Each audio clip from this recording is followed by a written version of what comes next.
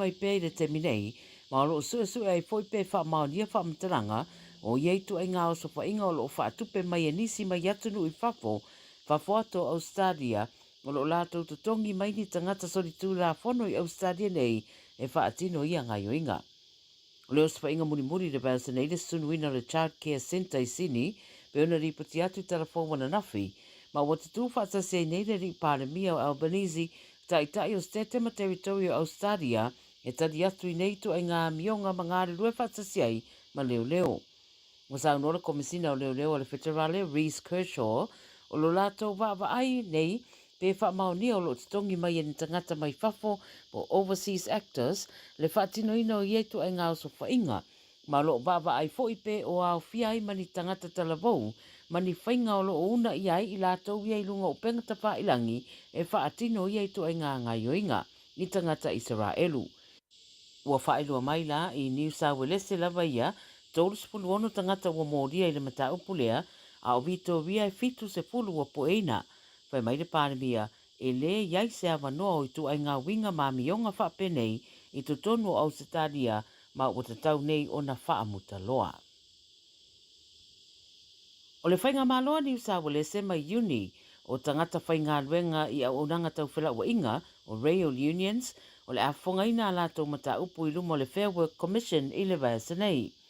Inai masina watuana iatu sa whaatino ai e le Uni, nisi o sai le whainga o ngā luenga, ia mawai se fofo le mata upu ma le malo.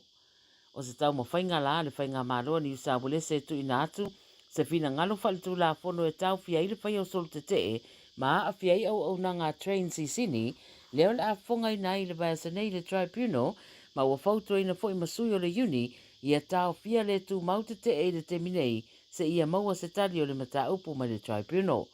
Lo whaia pia whiutana inga e whaatstau I tongi o tangata whai ngā ruenga, o le ofo muri mai le malo, e se 45% le si itanga I tu tonu o le whātau sanga.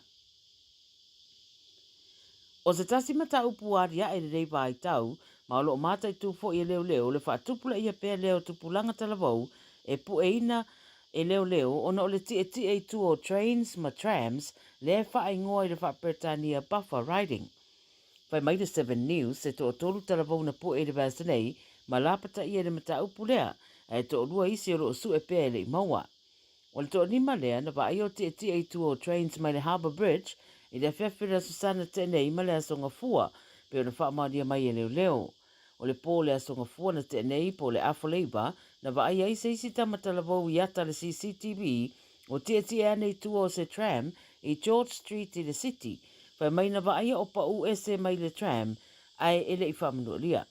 O le mātutua I lātou na pueina leo se furu tonu ma le sufātau sanga, a ua wha awau so e ngā leo ia I lātou lo o whai māmio, le whai o ia winga le ngata le saunga le mūmo lātou lava, ai whapea fo ina lamati ai tangata lau tele. E eile ri lewa mōria le tau mawhai e susunu le malu tāpua I Newtown, I Sini, I le amatanga le māsina nei. Pu e leo le ali e tolu sutolu tau sanga le matua, I le mai au lātou sa I ringa na whai ai whai tua Piermont Bridge Road, ma Camperdown. Whai mai na ave atu le wharamai lalo le wainga leo, ma tu e te ai I tua, ma ua whai ane iei mōrianga. O le so e tura iei le whamsinonga, ma lo te ena le tāru sanga e te tala I tua. O na mōrianga e au fiai ma le tau mwhai susunu le malu tāpua I le Newtown, I le aso se furu tase le māsina nei lava. Lo wha a wauluso e suenga, a wata ua na iei fo I manisi tu singa sa wha atino I lunga o lea no fuanga, o lo o sila fo iei leo I lea tūlanga. Tana muli, e o I le whasa furu tike wile bevela o nisi o vaianga o Sini I le so, pe o na whautua ina mai I le vā ai tau. Watu ina mai ai ma le lapta inga, mai le vā ai tau e wha ai tete ai tangata uma, I le bevela o le ai ai le so, e mai se le wha ai tu I sa sae o Sini, wha pia fo I ma Brisbane. Ai mai le vā ai tau le a mātele lava ina wha pia le tau yaso o tutoio le nei vai yaso, a le ai ai sina suinga I le anga yatu le wha ai unga le vai yaso. O le itu I mātua New South Wales, le fo I wafautuaina, o le a mālosi le bevela iei o le la, ma iei fo I vaenga o le a iei whai te tiri mawila, e a awhiai le anga i atu I le awhiawhi. O le whaamtalanga le wha ai tau o heat waves, yet e a awhia i le atunu, e whi awea i e matangi mai le itu i se sifo anga i le itu i mātua o se talia. A o whae lo fo i le tine mu o si itia fo i tūlanga la matia o le atunu, mai iafi e sa sawane o na ole maa losi o le pevela. Yo tala na le radio Samoa mo lau whaafonga mai i le nei a solulu. 24 hours a day, 7 days a week. Radio Samoa streaming live on www.radiosamoa.co.nz. Beta Drive Doctors i le taulanga whaatau i mangele, whaapea manrua. O le vainga o so ngase pe amana o mia. E whaatino e fo i matupui pui o le whana witi, o tupui pui le COVID Faiva, mo i lātou e sifuluan tausanga malunga atu. Whaapea matupui pui o le flu. Pala au telefoni, 255-25 mo so wanoe whaatino ai nei au nanga. O fisa whama i mangele i taftafane o le McDonald. A manrewa i taftafane o le whaletusi po le Public Library. Beta Drive Doctors Clinics. A whai alo sa ili se a onga a matsa molo walo. Au aloe te toi popole o le Galaxy Childcare e tele o na la lai au kilani i saute. E toa tele whai a o ngā ngawaa o le a o ina le whānau e ia inga whapitoa pe a le sitala lo walo. Tolus fulu i tū la, free. A vanoa le vēna le a onga mo whemalanga inga le whānau, free. Maua mea aia le whānau, free. E ia inga whapitoa. Mo nisi whamatalanga, whaafso tai le o lua tasi, o valu tolu, lua fitu, lua iwa fitu. O le R-Dash Travel, o le company numera tasi le taungo fio pasese mo whemalanga inga i Samoa whapea le malanga mai i Samoa i New Zealand ei. A whea de loa i le ofisa o le R-Dash Travel, tasi valu lima Great South Road i Marurua. Pe vili mai i le telefoni tolu iwa lua o wha o. Tolu iwa lua o wha o mo le R-Dash Travel. Tala whanawha tia roa, ua te talaina nei le waunanga e vini, mo whaatangwa i au ki lani ni sila. Numera tasi John Coulter Drive, i le Auckland Airport Shopping Centre. Tau whatawhatonu lava le warehouse ma le countdown. Lau whale o fulau i loa le e vini. Auckland Airport Shopping Centre. Sunga, o whenga whakao elo kawa le whau maunga Max Ila. Senga uka amilo i au kilangi. Mo koe fwoi mai lawa i o Tara i le Tire World and Auto Limited. Lea ma o aiso skoi ngā meg ma pa uka avar. A ole me Pico City. E ngā le lua lima ka alalwa ia so le kokongi. Le Tire World and Auto Limited e te moa i ta avale ma pa utau ngō fia ia New Zealand antoa. Mo fo i se ti mag wheels mo so se i tu ai ngā ta avale ma le telo isi au unanga. Warren Up Fitness i le na ole se fulu tala pia i wha i lo i eina e wha afafonga le Radio Samoa i nei wha abitoa. Talia wins quotes, cue cards, maisi. Walau lo le Tire World and Auto Limited i le luafitu tasi tolu o mo pa uta avale. Po le luafitu wha tolu lua o mo le fale inisinia. Malo soy fua, ol se fufonga Samoa, Radio Samoa, tasilima iwa tolu a mo. Se kia Radio Samoa.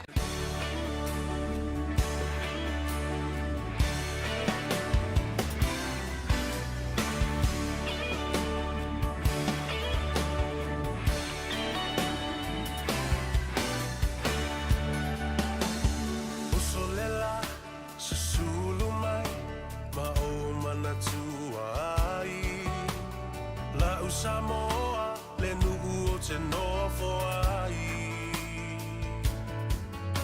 Pe wha pe whea, nanga lo atu o i lewa ai.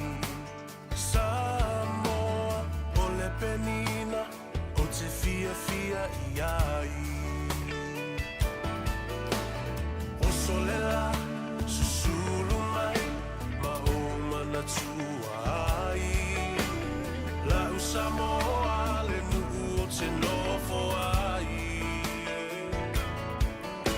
Pe wha pe whea, nanga lo atu o i lewa ai. Samoa, o le penina, o te fia i ai.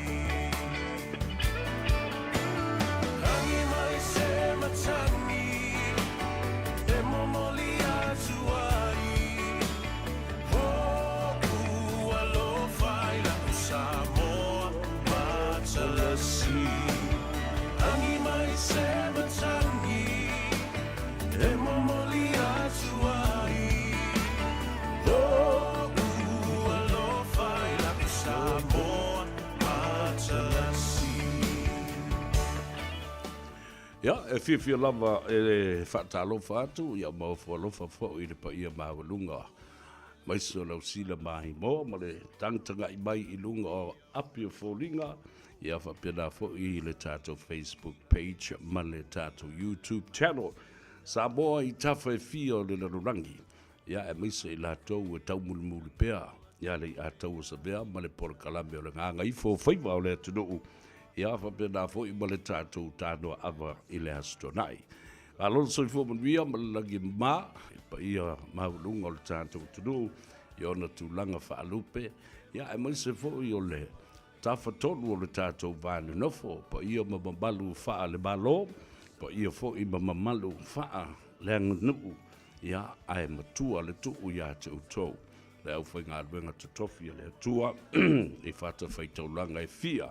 E le ngā te New Zealand ei, ia a o Samoa, maso se atunu, ia o lo ta se ai ia le au whai ngā ruenga.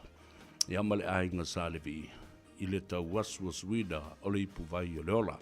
Malo fo lau, malo fo i le pale, malo le whaatotoa, malo i o tau Faiva lo Filima. Sa whatino le nei aso a matabai le ngā ngae o le lai le tai au. Ia male ala usu fo i tiu te masani. Ia mai se fo i lava. O le whaatutu ngā tai le teimi le tai au. Iu kako masangi le ngarue. Ia le nā whatalo whaapito i te mamtina mātutu o le tunu. Tu asidensina o lo o mai moa mai. Ia matapua i mai i maota balawa. Ia le ngata fo i le nā. O whale o tangata mātua ma maota ngase ngase. O lo mwhai o na maua mai ai. Ia le au nanga ma le tuitua le nei. Lei atau o savea le urua i ali i so alo se yuli. Tātou mafuta fo i mautou le nei aso. E le o ngā tutonu le mū. O le aso lulu. Ia ma le vai aso le nei. Malo atu i o tō Faiva. O lo o ngā pātia. Ia ma i nātou fo i o lo o tāpua i pei. Maota malawa. Ta oto pa ia o le atundu. Ua i a ao o whale upolu tutofi, ia awa o le lātou tiute malmatafa ioi le nā, o le whatu ai ngā tausi a wā, ia lo tātou vātangata mo le vāna nofo, ia le upuale nā, e nā o le lua amata i tusi, o le sipela ngō fie, toi whaaleo ngō fie, a o ina malepe le whale li o le upule nā, o malepe atoa ia ma le whaabai o Samoa. E o tātou tilo nei i mea lo tupu mai lo tātou tunu. Ia, i le matua masofa i o le wāla tau ia. Ia ai, mai. Whātutua i le atua. Tātou a mata le lei i le aso le nafi. I le anga le lei o le atua. Ma le to o tele de manatu o le a pāpāni pomu. Ai o atu. Ia o le pāpasi i le mea le pa o le wila. Ia, nona le whaatalo whananga leo o taunu mai ia la umaro. Ia le whaletua ia e nele palamu. Ia, ono le tātou por kalambele nei. O le malu i whale. A malu i whale e malu fo i whafo. Ia, o whalo whatu, ma whaatalo whatu, i lau whionga le whaletua e mele. A whio mai au, tala mai au i le mauta nei. O le malu i whale e le tā por kalame. Ia o lo whaafonga mai ia le atenu. Malole, soifua manuia. Ia whatalo whatu fo i malole, soifua manuia lau a fionga savea ia. Pa malo atu lava i lau a fionga i le tau tua pele. Pa malo le atunu a wale wha lau tala ina o le malamalama ma. Me umalava o mwhai ia na tātou malamalama i le neolanga. Ia wha malo atu fo i le Radio Samoa mo le continued serving our community ia. Le se tulanga whaingofia ia. Patalo whatu fo i le mamalo le atunu o te mama tina o whawhiangainga ma whalitua e mai se whanau le nea fiafi ia. Ma lor soifua manuia lo fionga sa vea. Ia, whapena fo i ona tātou whai whamalo lava fo i leanga le lei o le tua. O le fo i ta audi ai ma le leanga le lei o le tua i le tāpura kalame malona whaopoponga o le nei fo i tausanga lua whelua sifuru lima. Ia, nā mai ia lau whionga le whalitua ma le amatanga fo o le nei vai aso. Ma nei a lava nei vai aso whai asina pisi e toa tele lava le malo le atunu ua. Longo mai le nei vai aso ia wata fiu e tali telefoni le nei vai aso. But it's been good o le o lea lava e ilo ai, o lea lava e tele le fesoasoani le tapo kalame sa vea i lau fionga.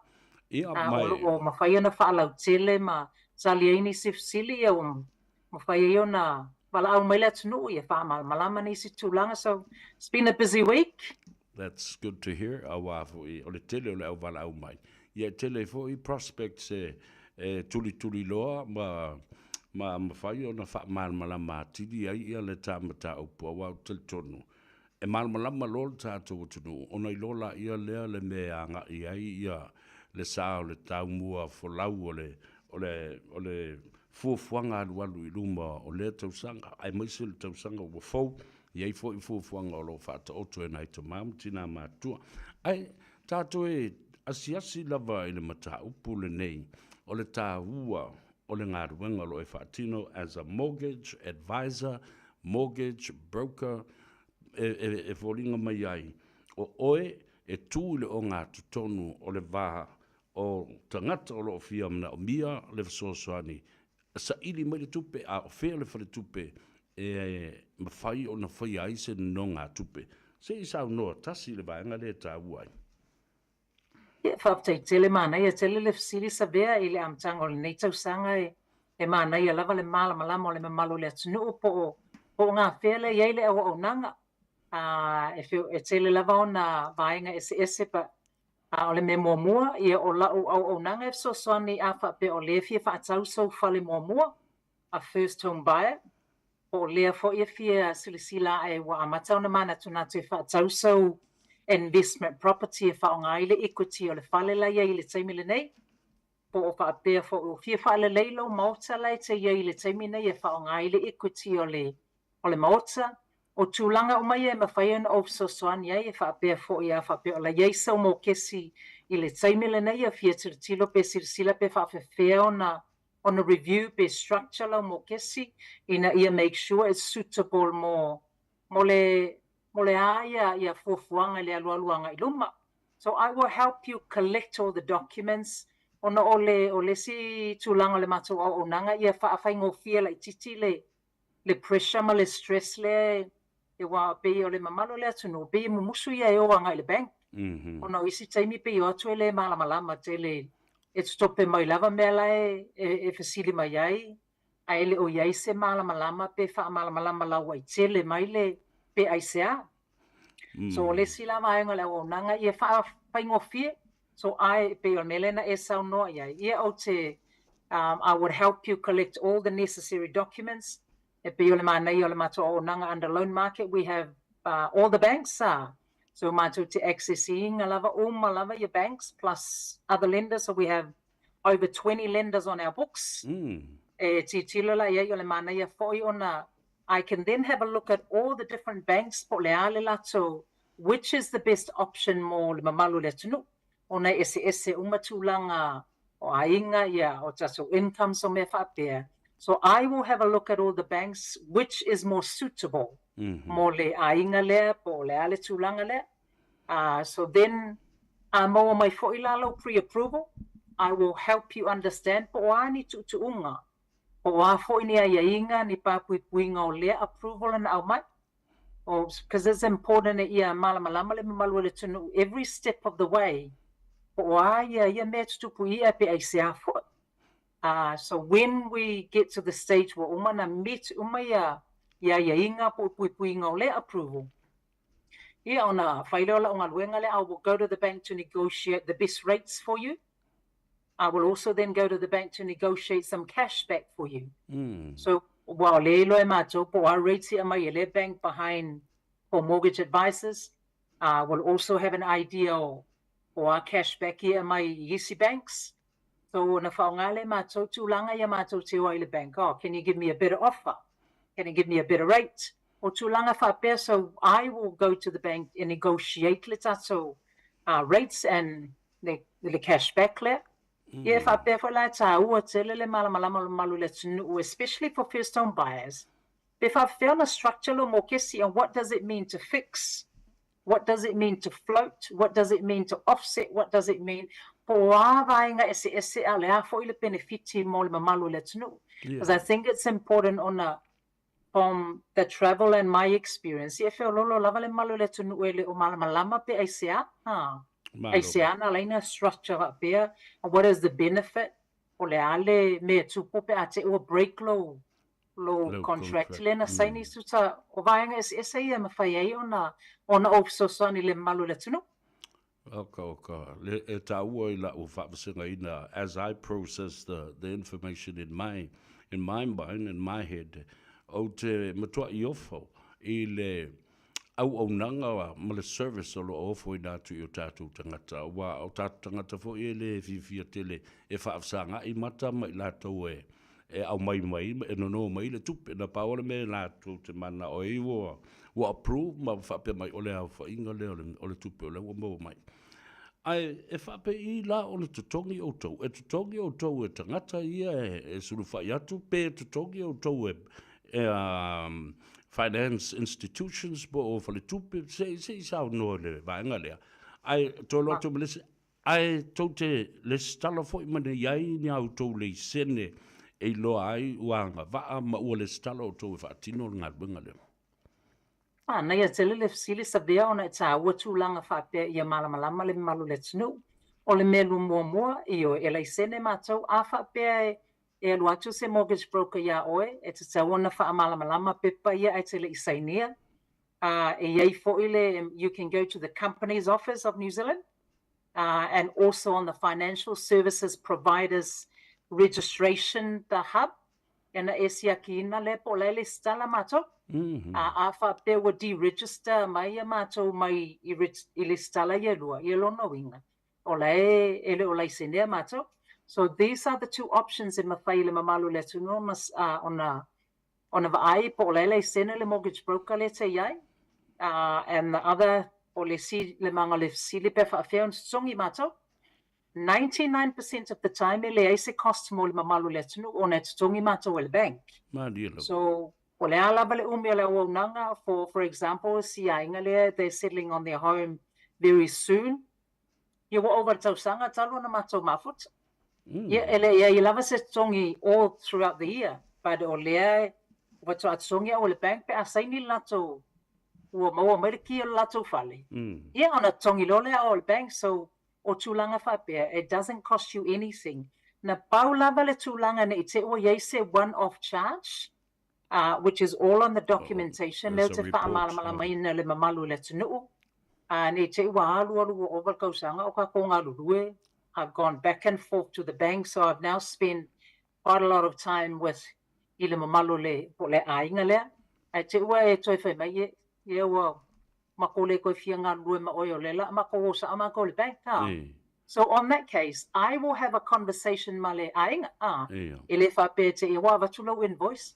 I will always have a conversation, because I've spent this much time. Are you happy for me to charge you this much? And therefore, ute malamalama le mamalu le tunu, money is not easy to come by. So, a whape lava e yeisa lato manatu they think it's fair, then I will send them an invoice. A whapea lava le o yeisa lato manatu, e lise makokupe kongi ngā me, then I will leave it with them. Au le tuala e taria le tūlanga. So on a one-off, that would be the case, but 99% of the time, ye le se te songi ona e pei mei mātou e le bank. Malo, whaftai. Iai fo I istangata sa au auna iai, ma le toote le fo I o ainga o whaamnia ina. E whaafea ona siaki e tangata fōuia le ua mai nei ia te oe la autunga. Ina ia mo mai se feedback ai po le ha fo I le tūlanga sa o iai. E whaafea na siaki ia tangata ia. E mo wai se a fo I le whaamalo si au. I le tā ua o lau ngā ruenga le ana whai. Mana ia te lele sili ona tā ua ia le nei vai teimi ia feedback. Ona o tūlanga ia pele anga le feedback. There's always an opportunity for us to learn. Pai le whapea ia I lava I teimi ua pisi pe wangalo le sime. So o le feedback la le, you can go onto my company's page on the Google review. So if you go onto the Google review, iena e sila la ia review malava mai from all my customers iena na mai lato review that have submitted review. So it's 10 out of 10 so far. So I've always had very good reviews on all mele so ma fai ina ia pa fai ngofie ma ia lo ala malama leile malu let's know whoever the customers are. So you can go into my Google reviews and check polale feedback maile malu let's know or any other customer that I've helped. Well, it is really good because when you have those feedbacks, not only if so soani e le ainga lea ia whaatu mawina lo nātou whaatu tuanga ma whaamalu au fo ia, but with yourself in terms of your reputation and the integrity of the work that you do, e tali tonu ina ai e tangata ma whaingo fia i ono tau ngā ruru e whaatasi. So, e te whautuoina tangata ni e o e silsila i lau review? Absolutely, absolutely. Ono meia is in the public arena. So anything in the public arena, you are more than happy. I mean, I'm more than happy for you to go and check. It's good for us to get understanding. Yeah. It's good for us to do our own homework. Be legitimate. Be sa ole tangata le tau te whiangai. So reviews for bear, it helps. To gain some confidence, to gain some understanding, some confidence. So yes, by all means, more than happy for you to check it out. Lea la ua whaile mo kesi ua whaatau le whale le tangata. Walu le tangata e whaatino le peina ma le tutongino le mo kesi, ma le interest rate, ma me omana. O le ala whautuanga is tangata ua whawhaingata po iei fo ini mea wa tūlai mai wa whaingata i o na tongi i le mokesi. Nā sau soani po se whautuanga fo i lea tangata. Ma, nei a sili savea, ona pe le na tātaru no momoi, o le mamalu le tunu pe e whewhewhe o le bank. So o lau whautuanga, a whapea wa e sila atu i lau mokesi, you can see things are getting a little bit tough. Mole, I wanted to say worst case scenario. Sila e wo facing a whaingata. Come to me a lot earlier in the picture. I suppose it's e whaingata, it breaks my heart when I see a lot of our hardworking families. Well, le mana tutongi le mokesi, but maybe it's just a short period of time so o lao fautuanga whaamolmole awole tu ua se imatua ileanga lava le tūlanga because I have seen families they leave it to wa maile final notice at a bank or they've now gone to thousands of dollars behind ele ona ya foi e atile ina whaingata ona o leala impact ilo credit rating. Every payment you pay for the last 24 months,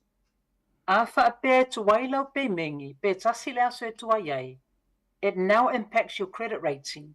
It doesn't show as a default, but on the credit rating, backwards. It will appear on your credit rating. That's why you isi taimia avele tato application at bank. Eto e fliki mai le bank for me. I need an explanation pe aiseana tua ye pe mengi for the last 12 months. Ono tu langa la fat bear. So ole fautuanga le mamalu le tunu. Please, awole tu ua se matuai worst case scenario. I would prefer that you come to me early in the piece. Tu salava po le leia le pe ingolo mo kesi, but you can probably see, things might be a little bit tough. I would prefer that we have a look at some options now. Wai lava options in mawhainati tila fo sfate se ingo. Some families I'm working with at the moment, o le tūlanga whapea. So I'm suggesting options in whaiona avele bank while I le I arrears le tato mo kesi. On the whaingo fiele, so I can go to the bank and say, can we look at an interest only period? Pe ono masina, pe se fululua masina. So yay options I can look at before you go into the arrears. So, sorry, it's been a long-winded, but it's something that I'm really concerned about. Ono le mamalu le tunu, please. Whaamole mole awole tu ua se imatua I worse come to me early in the piece here na titila le po le ase tulanga e mawhai ona whai ia. So isa le pressure, then we can always review. Tusa fo i pe ese le tangata sa lātou whaafsanga I mua. Ma whaatino ai le lātou diol. E mawhai ana wha tātia ese le tangata na ai wala au tulo I a te oil. Teim nei o wan mele o te whatua nei. E malol tātal noanga le. O lai whalongo mai ai ngā ua iai ia whaafita uri whapene I whamai loa. O e vilile tamai taipol tinana. Nau pipi I atu le swafa o e mele palamo o lana telefoni. Mortgage advisor o le olu fitu, valu tolu fitu, valu fa, valu o. Toi fa fonga numero na we lunga lava o tātou screen, a wao le sitting here nei. Ia o tau ia o e vili lo mtua na ai levo I le tinana na maila I le mātou tala noa. Alona winga, e tāua tele le whafonga mai le tunu upa e whaalonga ua e tau struggle like titi alo le tele o whaalave, tuai like titi lau pei meni o le mo kesi. Lea, Olafsila, mo o tau ia lea lo whaatinoa le ngāruenga le nei. E iai se awala e oretai ia matilo ia o tau financial awala o lo tau whaatino ai ia mawhaata oto, mawhaatulanga ia tulanga tau tupe. E masu ina ia lo tau to mai ma lo tau wangaba ai mata aupunei. Mana ia te lele fasili sa bea ona e tāua ia tūlanga whapea. Ia le mātou auditors or financial advisors, especially la ia mātou under loan market. There are regulations we need to follow and regular lava ia auditing ala vaenga. So o le mele o isi teine le mana o le malu le tunu I meli mai information. But I always ask if you can email ona o tūlanga ia e o iei mako auditors. What information did I give? And it is correct mo le situation o le ainga lea. Ona o tūlanga uma whapea ia, it helps ia mātou auditors to go through the records. Ia matiritilo po o ame ia na, how did I come to the conclusion o le advice lea ave le ainga lea? And why? Was it suitable? Was it fit for purpose mo le tūlanga lea? So yes, e mātou auditors that come in are responsible under the legislation. So under the Financial Act, it's tau lava na iei le tūlanga whapea. Malo, tāu o tele le whaalongolongo mai le tunu. Olo no winga o tangata le ngā lue pe o le whaletua ia e mele palamo. Te tau o le matua I whaatua I na institutions nei.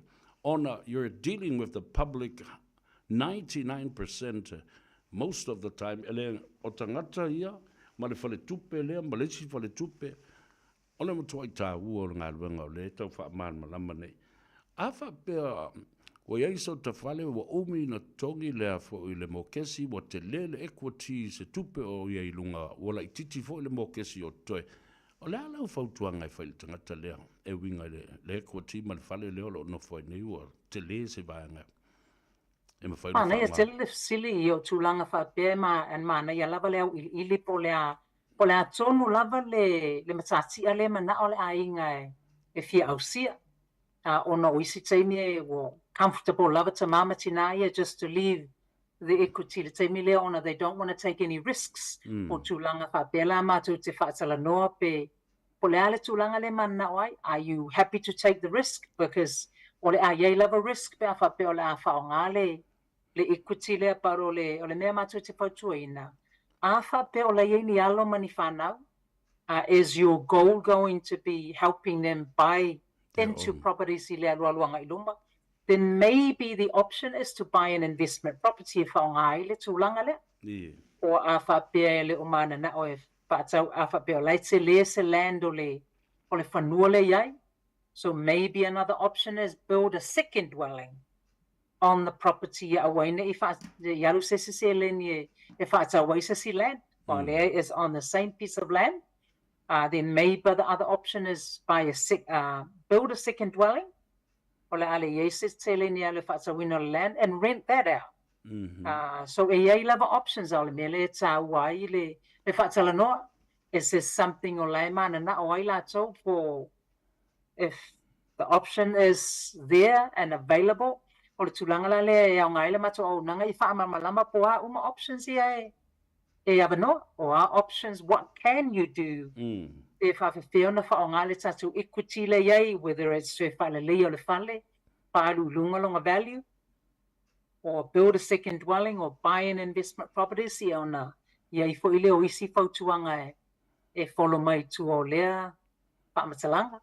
Malo, whaptai, vai ufo le tai numero le nā mo le whaletua ia e mele, o lua fitu, valu tolu fitu, valu wha, valu o.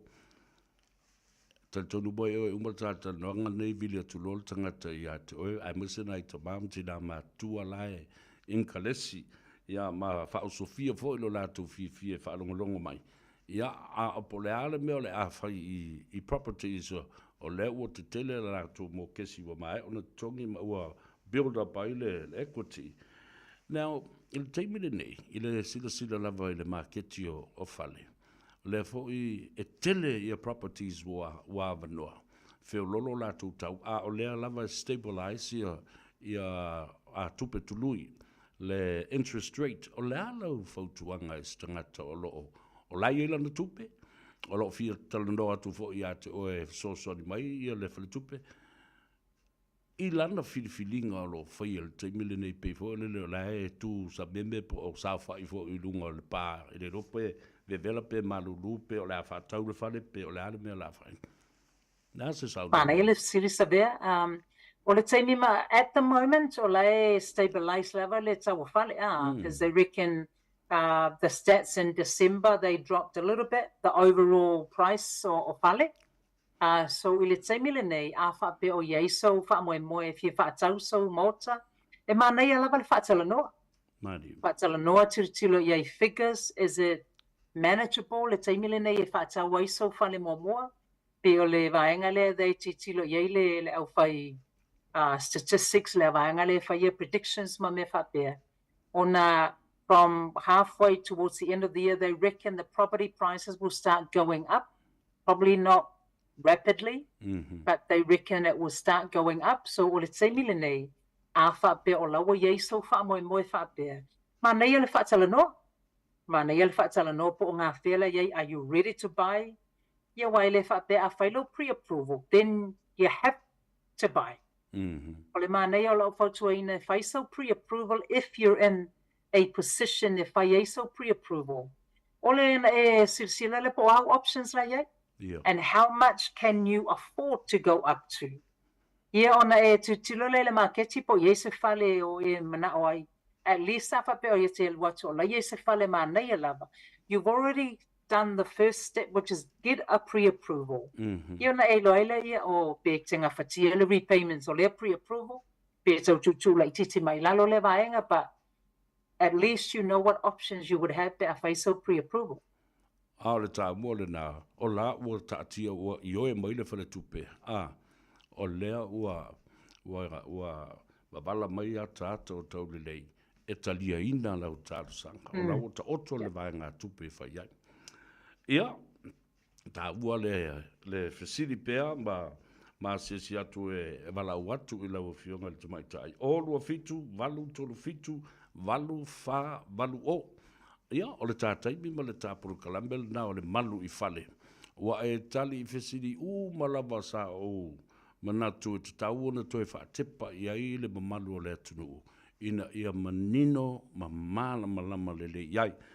Mera nao telefoni o lua fitu, walu tolu fitu, walu fa walu o. Ia, tawalunga mai e o wā leua ngā Gagaifo I o Faiva fo le nei aso arefa ko wā maka. Ia, malo lava savea mole. Nei fo I whaatala sala noanga le nei a fiafi. Mana ia tele, hopefully, o tau whaamanino nisi vaenga mole mamalu le tunu o whaafonga mai. A pei lava na sau no iei savea a iei se fasili. E iei lava tali o fasili umalava. E lei se fasili le aiso na tali e lei fo se fasili le aiso na taua e mauai le malamalama.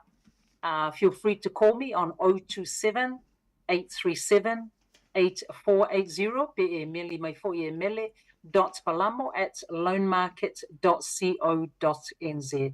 Ia manuia tele malolonga le fiafi ia whautei tele lava lau a fionga savea ia manuia fo I le fiafi. ia whapena foi, ia manuia foi malolonga ma tau mawhutanga i le fia fine ia ai maise foi o ngā ruenga ala usu ia i o Faiva i le hasua tai au ai wha soifua ia mo le temi nei. Ia le nā Samoa ua tau walunga atuai foi ia le talanoanga ma le whalitua ia e mele Palambo ia o se tasi o fau tā ua tele mo le mea nei o le whengai o tau ma le whalitupe.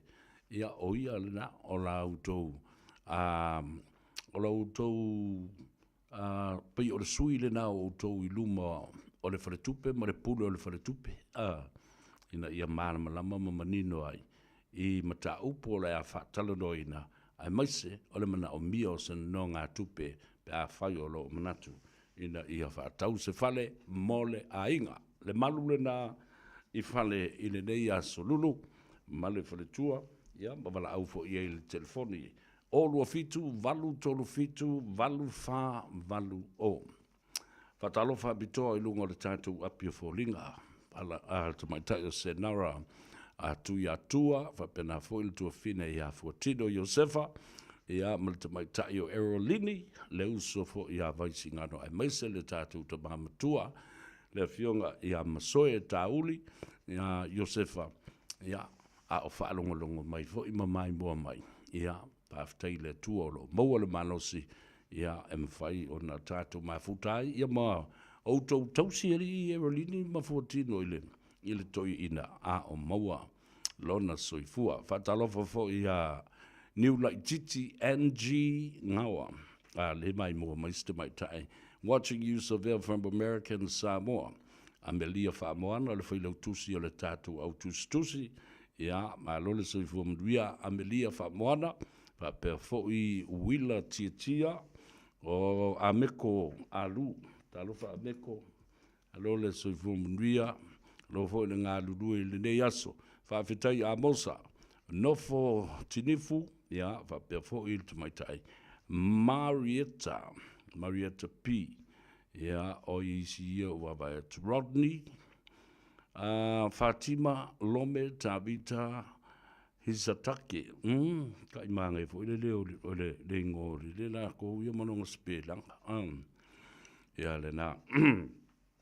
Fatalo fabitoa ile fionga ya tui fasina tupuola mal faltua ya Rosa ya masia la fanau o lo ngā lulue mai Helensville to ono sfulu i latou lo ngā lulue ngā luenga whawaiteimi mai Samoa i Helensville ma lulu ngā lulue ya tūtou ya o le tatalo ya mawalo tū saunga le mu i le sio manga o lo o tū soifua ai i le nei fo i vaenga o le tausanga ia mo loutou wala uina ina ia malanga mai ngā lulue su ele kupe lafo le tupe fesoasoani matua fesoasoani i hautou whanau taitolua ma ainga o atina ele lei o lo whatino ai manatua o lae whai fo i malou sao i le tātou whaaputunga tupe fo i lea le tunu le Foreign Reserve Account ale malo Samoa. Ia, e tau wala mai atu utouia. Lea olo o ngā ruru e whaavaitemi. Ia, whapena fo i matangata lau tele umalawa e lafua la tutupe i Samoa. Ia, ona sui la ia le International Exchange Rate. Alulu tātou tupe Samoa i o ai nofo le exchange rate i tono le tātou for tupe, bale tātou tu stupe o le Foreign Reserve. Se le tāu o le nāmea, ia malou tau sao. A wā e o antu le teipi o le talafa tau o le tupe o le paketi le atunu i talafa tau o le tupe o le tausanga. Ia alae iei wha maumunga umalawa i lou tau sao i matau. E tu sai ma le tamau a inga o le tātou tunu. Tele i mata i le tātou whono ana lela ona sai fo i whono a le si fo i ofisa o le ngaruenga sa o iai. Ia au tele lo i a te oe po le a lau sila la lau whaawinga ina o mea ana pasia i le so Ia manisi o mata upu sa tala no ina, i le ai au te matua talitonu. Po le afo i se langona, masalo fatua au moa, ia i se ato toanga pe a moa le malolonga le fia na nei. Ia ona au tilo le iai moto e vava ai fo i le i taurumanga o le fontanga i le so. Ai a oe, o la sau kiuki, la lau fa winga ino le matau. Awa, o le memoni, la sona na matua i tuli au pu lava mamata i tuina le to tele o le atunu. Ele ngata i Samoa, wa o tau se sila i public gallery, na matua i tumu. I a inga o to ina mo ono matutua o le pulenga, a lea nuu ma lea fionga. Wa matua i whaatumulia. Ia, o la uwawa ai atu i ai, o nisi o wo ma paanga tō tino, a inga o suifo, o whaipule ma nai o latu ai. Ai le ai ma se pomu na pa. Sau no fo i ale sunga i lauli. Whapena fo i le fionga le ngā matua i haale. Ele i ai ma se mafau fau. Po o so latu fau-faunga. Whapea e o i le maota. E tu la i seisi i se teimi. E whaatu le lafo. O le whaatu tuaina. O le paremia ma le fionga i le sa whapito. It was far from what was expected. O pomu ria sa mafu faule tunu i ai o le papa ni pomu a komika ngafi. Ui a sa ule fonga fitalai, whapasi le mea. Pea le pasi le pa o le lori foi le vātu le whafonga le tunu. Ua matua nona a toa le mauta. Deise bebesi. Fa matala le leile fo le sanga le fionga ele tamai. Ele fong te like. Mata upua ia fa loto I fale ele fa fale tui o e fa ia na. Au mata upu le pale mene mga luenga ma pepa le pale mene na Paulo na le mea e inkalesi ai ia le fionga I le fong of the like. Iwan. O le matua I maofa, o le tali mai le nā, o le nganga po ia o le tua.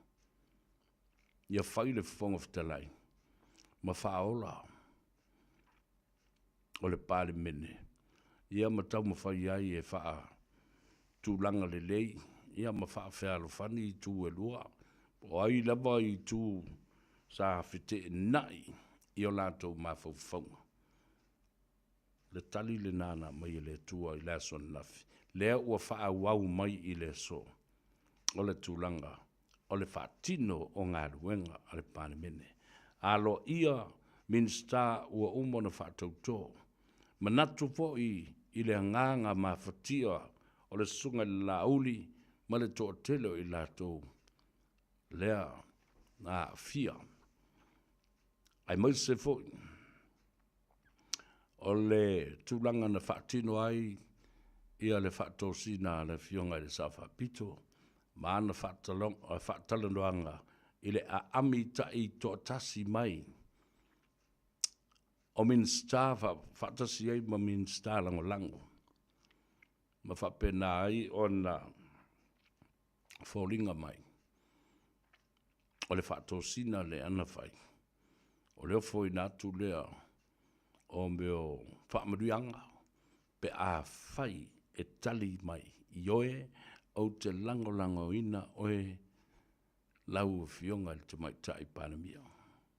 Ia matu tofu mi sta, matu lau ta vale, si ilo tutongi, a matu morou o launi. Meo mo whapenale sa afia, making deals, o mea fole na sau dola vai ia te mai tai panamia. Ia fetu na inga o lea whaatino, o kua ngā deals uma ia e mawhai ona whaamapuna e lea taimi ma lea taimi. Ona o le tau mawhainga le nā I le whaanga ina o le marusi. Anga whaapare mia. Whaato whinga o le whaavai. E whai e le whaato sina lea, whai e ma le turinga o lea, whai ma le whaamalolo ina o lea. Ma lea, a ea. Lena, o vevesi na whanoto I whale, ai wa fia I le pare mene e pei ona forosia I le whonga whatelai lea son nafi. Ia la fula wo fo I e toe a pou, a wa le siri le tula I mai pe le teimile nei. Will there ever be a second chance to reconciliate? Whaamata I se isi a vanoa, e mawhai ai ona toe wheu tangai. Pele ngari fo te lena ona separate, ale I final divorce. Is there a time and a chance that we can reconciliate and throw away the papers of the divorce?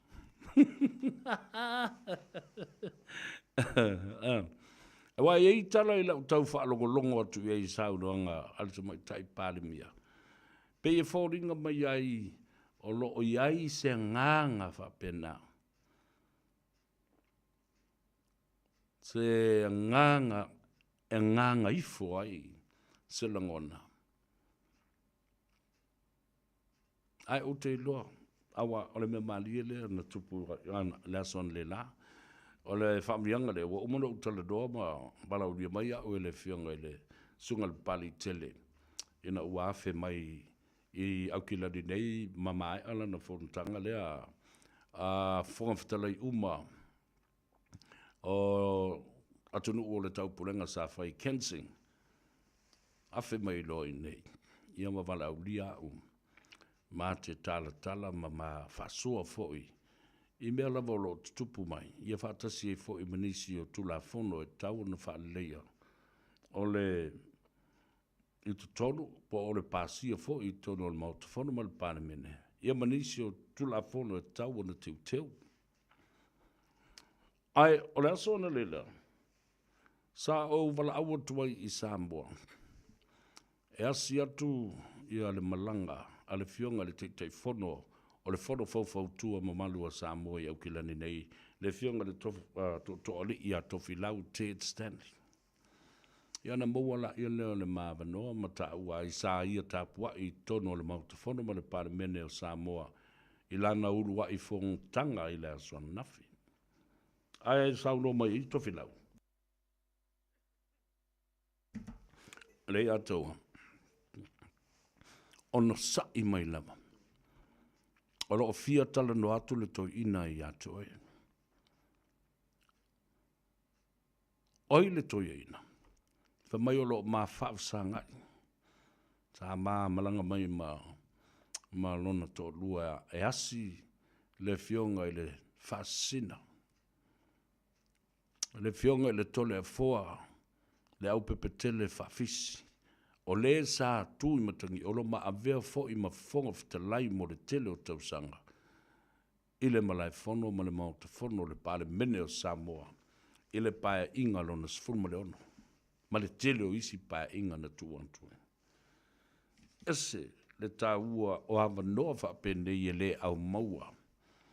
E whailoa I ai I tupu mai e o le atunu ai maise I la tōu sa se ei le tō whinga whonga whatalai. Tua tulo le telefoni. Ai sau noa mai loa le pā ma le o olo.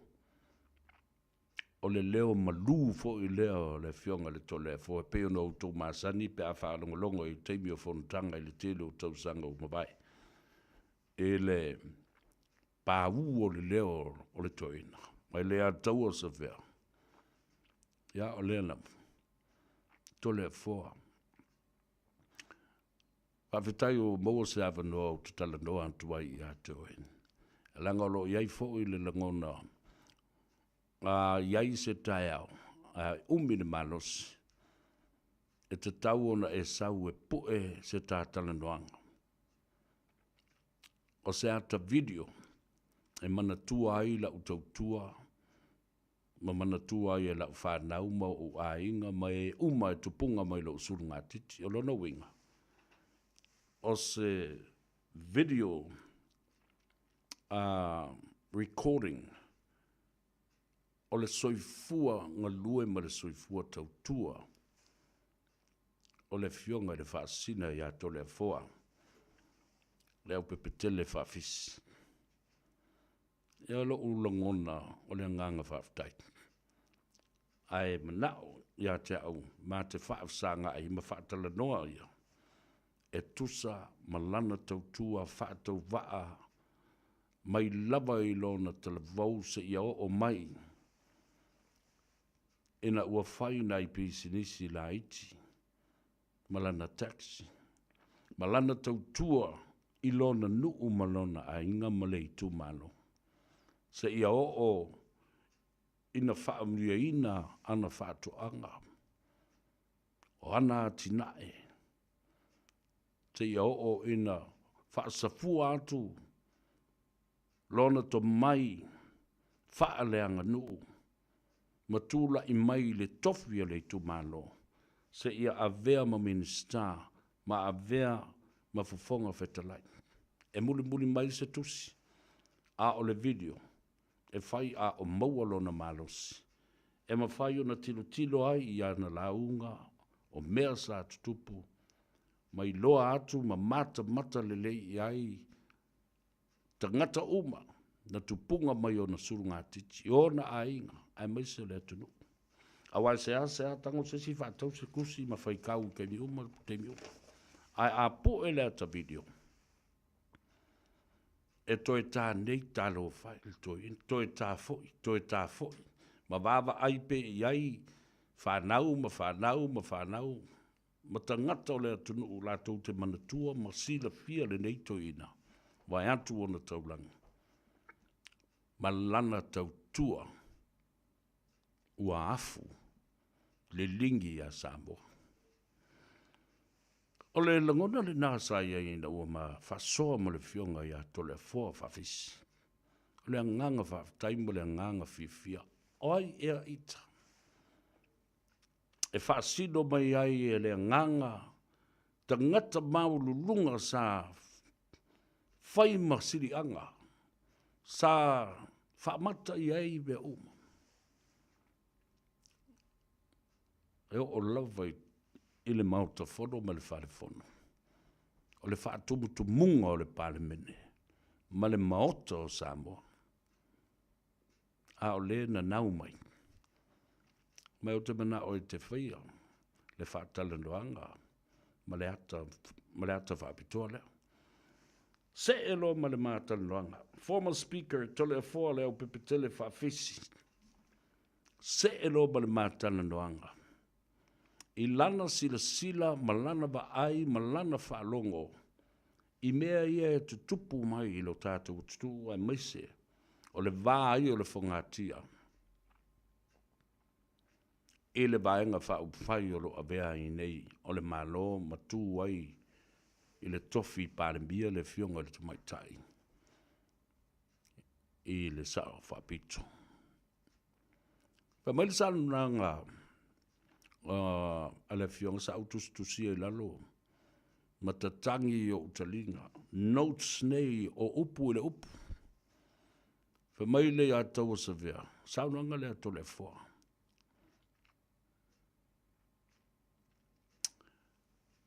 Ole mata upu sili. Pea tātou tā ngofi e whaali liu i ai. Le winga o le atunu ure nei o Samoa, ma upolo au mai le tusi. O Samoa, wal na o le o se atunu, ai ole a inga e tasi. Ana whaapea la e wha mua, le mata upu sili o le alofa e iai le atua ina. Ala le na e tāua i tele.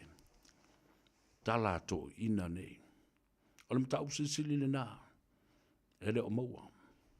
Ma mafua ai o na tupul pisa. Ma le vevesi.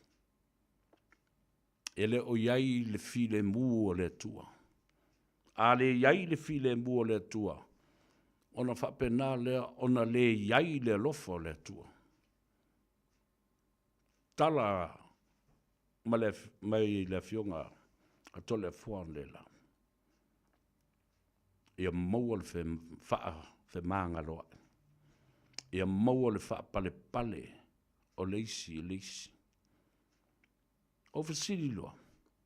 La sau wha whafonga ma sau sila ma le mai moa.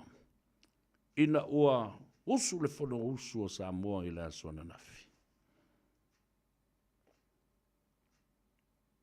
Ma mafau whaunga o tangata, ma manatuna tunga, ma le matenga sa masalomia ai o iai ni pomu a komika o le apapa i le asona nafi. Ai whai mai to le fua. Le atau sa vea. O le taimi na uma i le talosanga. Ma lele loa ma whai le forosanga a le fionga le whongfitalai. O inana nofo i loa i lunga mai lona moenga. Ma whaaftai i le atua. Le ua whaali mai le finangalo le atua e ta wala mai i le saunoanga ma le forosanga a le fionga le whongfitalai. Saunoanga tole fuan le laere matanonga. Mai silfia le atawa.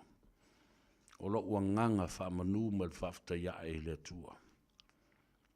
Le anga le whongfitalai lava sa whaalango lango iai le lei ma le whaale tonu. Mani me ono tutupu mai e le mana o mia sa moe le aswa nafi. Ta o matuai whaafitaia foi.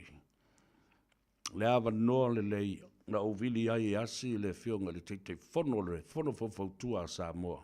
Ya tofi lau. A o le whaafsa ngai ma le fionga le whaasina i le tole foa.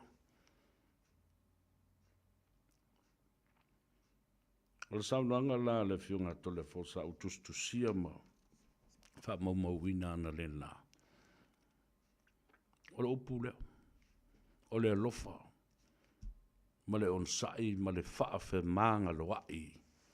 I tai. Ona. O Samoa tulanga ese. O upu fo i e tala noa lava i ai.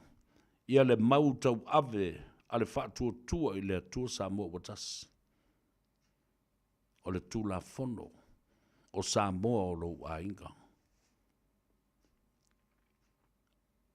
O tātou e tas. Oka.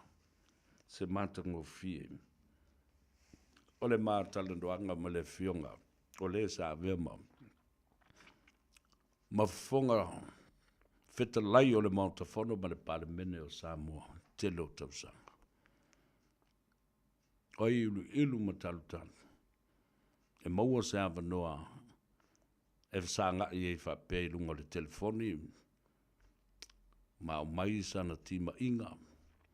Ia. Ma sona foi fina ngalo. E winga le mata upulea. Ia lena. Ia whaawau pia. Ngā lue ngā le fono. O le amana o mia pea. E le fionga le tamaitai. Pāle mia. Le lango sua mai o la uli ma le whainu mera. O lo o ia i la tau le teimi le nei. Ma iai le tae a o le tua. E mawhai ei o na toe. Whaale leia mea oma. Ai mo le teimi nei. E lo toe mau se teimi. Toe se furu ma le tasi. Masina. Ia o na whapenale o na whaamaape le palemene. A o ngā luenga uma le palemene. A wāle manuia o Samoa. Aua ne i toa i le vāo tangata ia. A sa unofo i le fionga le tole foa. Former Speaker of Parliament and the House of Samoa. Nā te whawhiteia fo'i ia le tūlanga o le loto maulalo o le sunga le lauri al mali toa. Whawhiwhia ina ilu na loto malona nganga. E le o si le tā.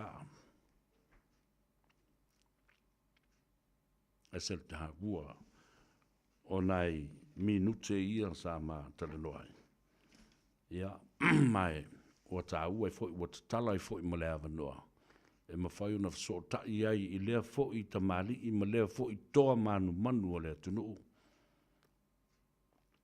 i lana fo'i tō whāsoa ia ma lana whātauteinga sa iai i to tonu o le mautafono le pāle mene o Samoa i le tele o tausanga ua mawai.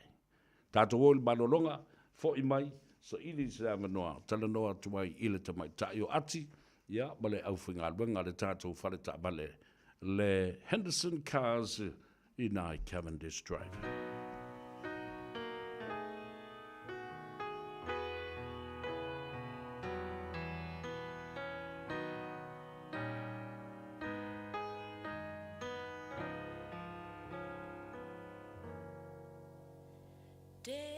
Desperado, why don't you come to your senses? You've been out riding fences for so long now. Oh, you're a hard one, but I know that you've got your reasons. These things that are pleasing you will hurt you somehow. Don't you try the Queen of Diamonds, boy. She'll beat you if she's able. The Queen of Hearts is always your best bet. Well, it seems to me some fine things have been laid upon your table, but you only want the things that you can get. Desperado, you know you ain't getting younger. Your pain and your hunger driving you home. And freedom, oh freedom, well, that's just some people talking. Your prison is walking through this world all alone. Don't you think you're cold in the winter time? Sky won't snow and the sun won't shine. It's hard to tell the nighttime from the day.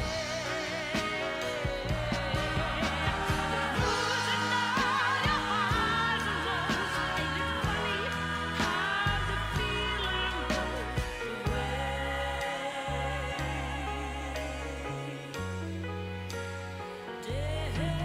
Desperado, why don't you come to your senses? Come down from your fences and open the gate. It may be raining, but there's a rainbow above you. You better let somebody love you. Come on, let somebody love you. Let somebody love you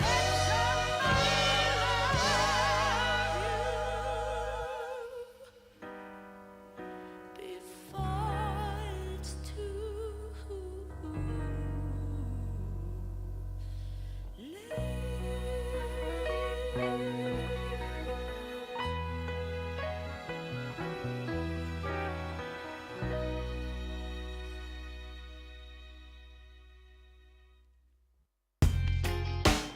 Radio Samoa, tasilima ibatolu amo. Radio Samoa, tasilima ibatolu amo.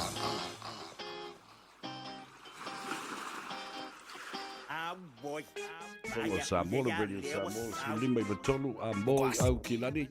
O leo ua whaatasi mai ia le tamaitai ia ati ia whaifo i ma fonga tau moli o le pulenga e maise ia le au whainga luenga a le Henderson Cars i le nei fo ia wauli o le aso lulu le o ngā tonu o le vai aso whaatalo whaatu ati ma lole soifo mria whaatai fo i wa whaamanoa mai le amanoa ia le taimi ia te i tā tala fo i le tautua ale Henderson Cars le nei fo yaso ma lo sai fu mundia fio mai Ia, malo sai fosa vea langi mapi e te oiolo whapeona. Pawhoi e ina li tā por kalame masano fie le tu lao le aso. Ia, pa ia pele langi le lei mea nei aso le ise savili le ise se malulu fo i le masanio. Ai tātou i nei, ia mā nei laban mawhanawhana nei aso. ma dia lama yo langa le na le tua ya o le mana fo ile na o ngā ruenga o le fofonga ya o le matango fio le tala o le tau ya na mai la le whaafsanga inga fo i male tunu o lo anga i atue e asiasi ya te oe ia ma sa ili fo se la to so swani Ia o se ripoti aso le nei aso i isa sofa sa vale sa vea ia o le pisima sani lava lau Henderson Kazi aso uma lava ia o ana nei ia lena faa uma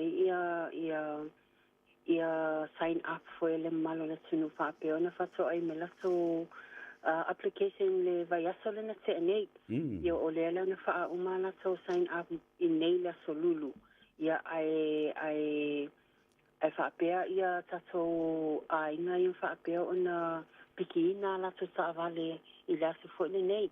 Ia o le whaanga solo lava le tato application le malo la tunu ia leo le whaapea o na ngalulua ia isi fwele office e wha uma ia application foi. Ai le i tapunia tato o office nei le tu lai ono. Malo. Ia o tato sa avale tolu le whaapea o na whaalu lava promotion le temi nei.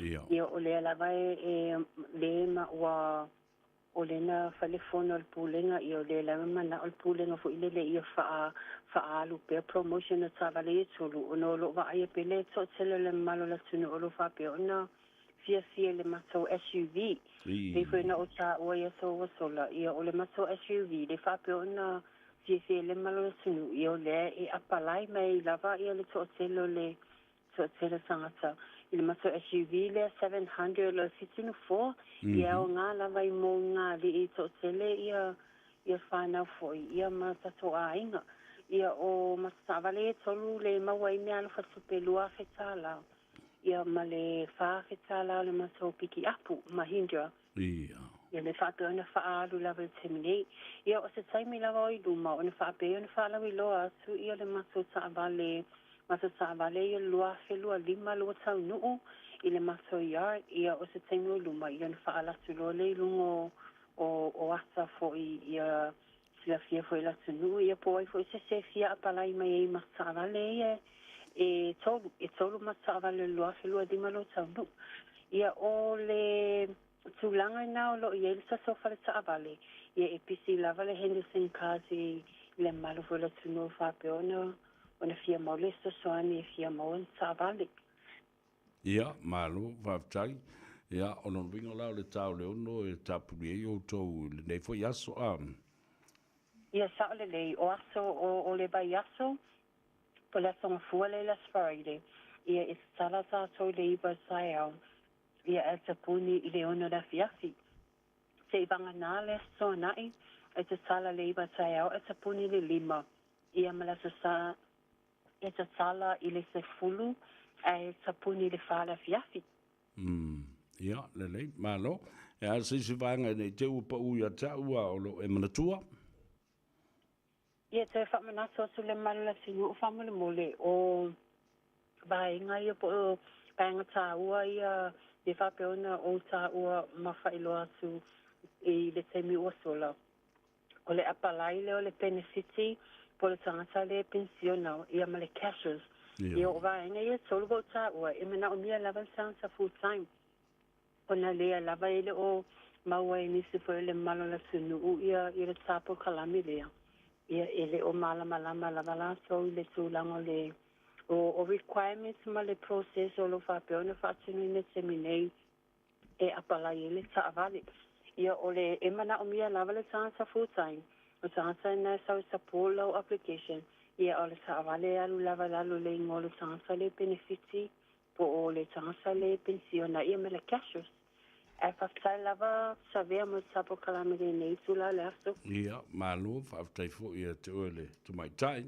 mo le taimi ia mai se fo le fa la wi lo ina o la tu fo ia o nanga ma le tua a le ata fe lo I taimi la ma sani fa pele I le aso tai au a ia Ia sa o le lei. Toi wheloa I fula so tai au le tātai māsani. ia E whakatai lava sa vea mō loa vanua. after it fo I mo le tatal noanga fe lo I le aso tai au mo ria nga ngai fo Faiva I le nei fo ia fiafi fa so I fo ia Ia whāsei fua. fa so fo ia le na ati mai le tatou fa le taba le Henderson cars e te mo le telefoni e le tutongia e vini fua o valu se lau fitu tasi ia polo wanga ia ne I le lato tuatusi se lau wivas fu malfa Cavendish Drive I Pampa Toi ia au non vrofo nebo o mafu fau le telo tausanga uhalu ma maua ia o awa no e tala noa ma fa soa va la lata ma nisio fong of the line ya pe o le taimisa o fa tala no ina I le fionga a o vea ma fong of the line o le maonta le na mai tau ia le fionga ya nonu malo so fala yo taimisa o fa tala no ina I le fionga le fong of the line ya le ataua tolofua va le va e lua vale lei le taimi o lela sa fatale roi foi ma le fionga le fong of the line a o fong of the line le sunga I le lauli le mani toa e o mai I le fionga I le fong of the line le sunga le papali tele a le o mai I fong of the line o lo soi fu pea sa fong of the line ile fionga le tole foa le au pepetele fa fisi. What a beautiful journey to be able to speak to some of the former speakers of the House that are still alive and one who has passed away. Taua tele le talanoi tangata nei mo lato mafofonga le teimina lato whafoi nai ma whatau tai le mauta fono ma le pale mene o Samoa. Le fono usu mawalunga whaitu la fono le tenu. La tātou ua tale pese le babai iai le tātou malolonga pupu. Fo I mai, ia wha wau.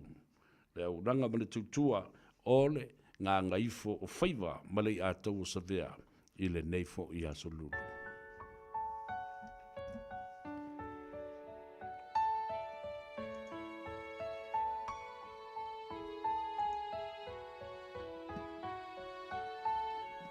This is your boy DJ Seawood. This is my Uso, DJ Dave. New remix. Enjoy.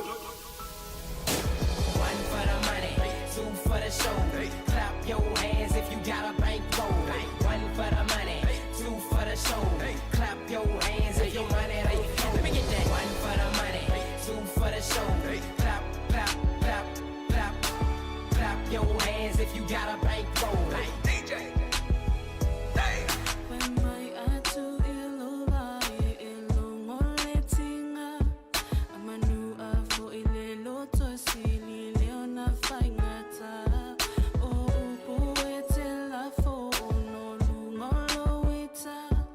Oh, I need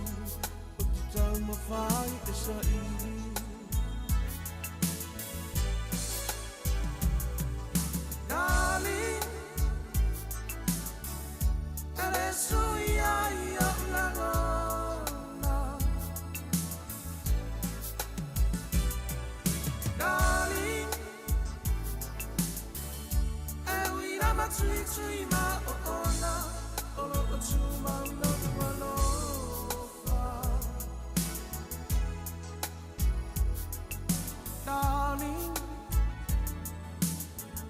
oh, teletani tuali maina. Ola utatalo ile atua. Isona fina ngalo, ia fantasia taua. Ola utatalo ile atua. Isona fina ngalo, ia fantasia taua.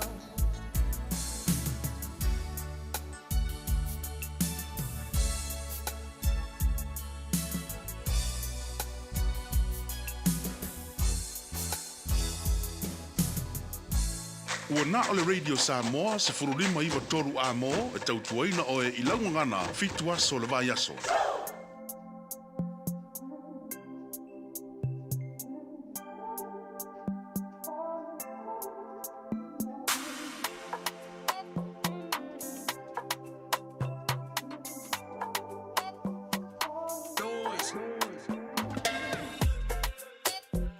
Seen a lot of women, but God took his time on you.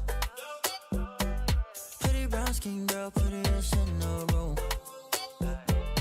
Been around the world, but I always seem to come back to. I come back to my roots. Maybe it's in your face, maybe it's in your ways.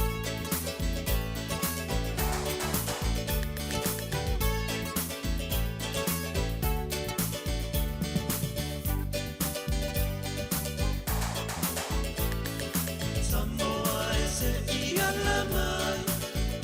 Toia fuso tataya o tuile tai. La uanganu une ia vea. Tate mita mita iso se mea.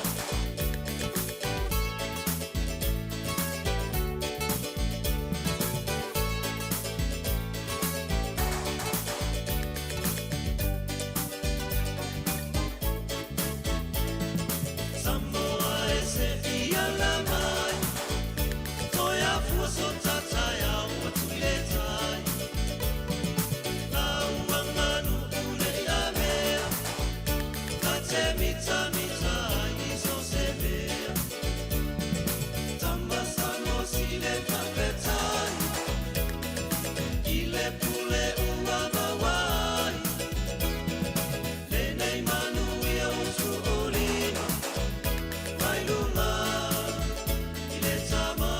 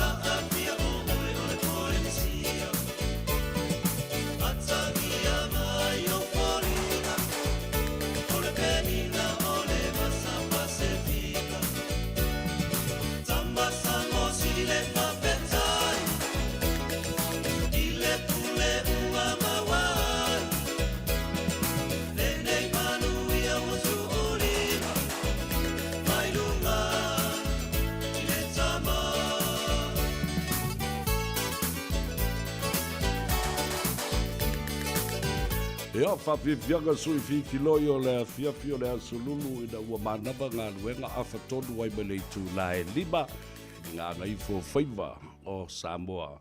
Malei ātou o savea i le nei fo i a wauli. Whaamui o lo manuia oe, a oe whaafongafonga mai lunga o le awala, mala tonu o lau tābale. Ia, o le mea maasani a fo, ia, o le whautuanga e ta oto atu i au tafa ina ia.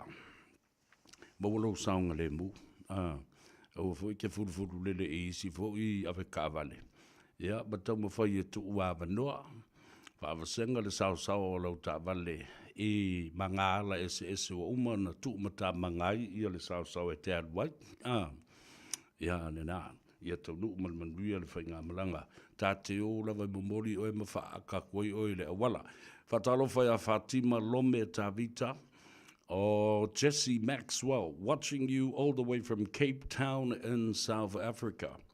Talo fai. Siliva Samuelu fa talo fa Siliva ia male tua fine ia ana ia fa pea foi ia le fa nau male ainga ina I Mount Ruskell. Taftai le mafuta mai. Nora Swalger, watching you from Melbourne, Seville. Ia fa talo fa tu foi ia te. Oi. Fa talo fa yo tatou ainga o wome masani male tapo inga. Whaafonga bambau mai le sunga tapu ele torinu mai Anchorage, Alaska. Talo whai. Ma lole soi fuaman ria. Ea, Jesse Maxwell, Sam Johnny, Mabel Tasker, watching you from Levin, Sevilla. Ea, whatalo whatu o tātu ainga umai Levin, Palmerston North. Leo o aloli I tuulua. Talo whalawa ma lole soi fuaman ria. Ea, whapena fo I ia sua lau vi, taito, tusa, misa, liu, tui maleli whano. Ngā lole soi fumanuia, Siliana, tālo whalawa. Ia, whapea fo iona whamaloa atu ia Elena Whasoo. Ia, ma mona matautia. Outou umalawa. All I ask of you, press the like button, share our program to all our friends and families around. O mana tua ile tala, ale fionga I le fonga ftalai le aso de nafi. Le ana ta uai. Wana o le whaamsidonga e mauai le tali I fafo atu o le pale mene. Ma maalamala mai ana ai le tula fono le salau whaatasi aile o tala whea ngai mo le nei teimi. Ia whapea fo I se manuia o le pale mene ele mauai pe a tātou toi whitoto ai I le aso na nafi. Ia ma ele moa I fo I ma se file mu mo le tāpua inga ale atunu. Ese le tāua upuna ale fionga I le fonga fitalai I le aso na nafi. Aso fo ia nafi na le fa iai ia le lalolangi ma auto uma I le malo tele o Amerika. Ina ua faa uina ma faa mamaluina. Le faa tauto ina o le fionga I le Palestine lona fast fulma le lima. Male Palestine lona fase fulma le fitu o le malo tele o Amerika. Donald Trump. Ia le na. Nisi o mata upu sembandu e toa I le vai aso a toa le nei. Pe ana whaapea e le whaia le wholo sanga lea le fionga I le whonga fitalai e tausi e le fi le mu o le maunta I le aso nafi. Le tasi le miliona ta lao le poloketi. E le ngata I le nā. O le ato ai fo I mga luenga le whaamsinonga. E pei ona iai. Ia tula fono fo I e tolu o le whaamsinonga. Whanua mswafa o le teu ina o le whaavai. O le ave ina o tupe. I tu malo o lo whaatali mai I lato se leni e whaatoa iai.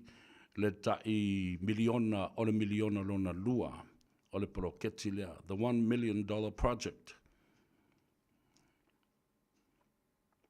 O le sila mea lea lea sila fo iai ia le afionga le tumaita I pare mia.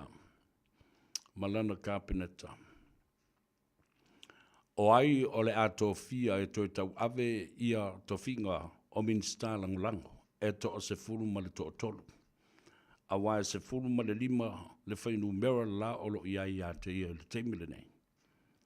Ia ma le lua se furu lea o lo ia la uli.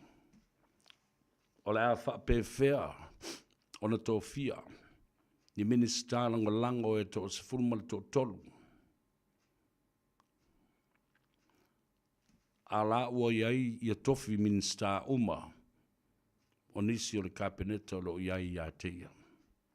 Whawhea na whai, ua tasi lea toa o le a iai, e te tau o na wha ua upea, ia tofinga o minsta lango lango, o whea o le a tofi mai ai. O lono winga o le a minsta, toi minsta lango lango ia lesi tangata, i lesi tangata. Whea toi fo i pēr tātou toi tilo le iai, ma wa ai i mea ia o lo o whaawasenga iai, ai o le tā ua ia tau. Ole le tau fia o ngā ruenga ale pale mene ma ngā ruenga ale malo e tau na wha wau pea. Ngā ruenga ale wha msinonga. Ona o mai leo la u tala noa i le saudoanga wha minsta le fionga le tamaitai pale mia i le aso nafi. Lea fo i la ua wha mawina. O le a avea o se saunoanga e whai i ai manatu, langona, pe a o i na vase, ia ma ioa i ni whelafulafua inga a sui usfono o le mauta. Tātou tuli matai ia le nā fo i le nā saunoanga na wha mawina o le saunoanga wha minsta i le aso nafi. Tā ua, ina ua tāwalunga ngā ruenga le fono. Ua le whaia se whaasalanga o le fionga le li whaipule, sa whatatasi, le fionga ia honorable lea nā Posini, Ronnie Posini. Tā ua le nā mea, le aso na nafi o le tau whaawasenga ina. Ia ma le tau toe whaafo i o le pare mene ina ia whaia lātou ngā ruenga. A e tau tau atua i male mata upu lea i le suiwhai pule. Ia, ma toe vai manua ai lea nganga sa i ai i tutonu o le tausi le file mu i tonu o le pare mene i le aso nafi. Ia, na paora mea rau ki akai volo o le le loa po o ina whaatau i ele saunua ngā la audi o le au filiskia marau i sa la elfu.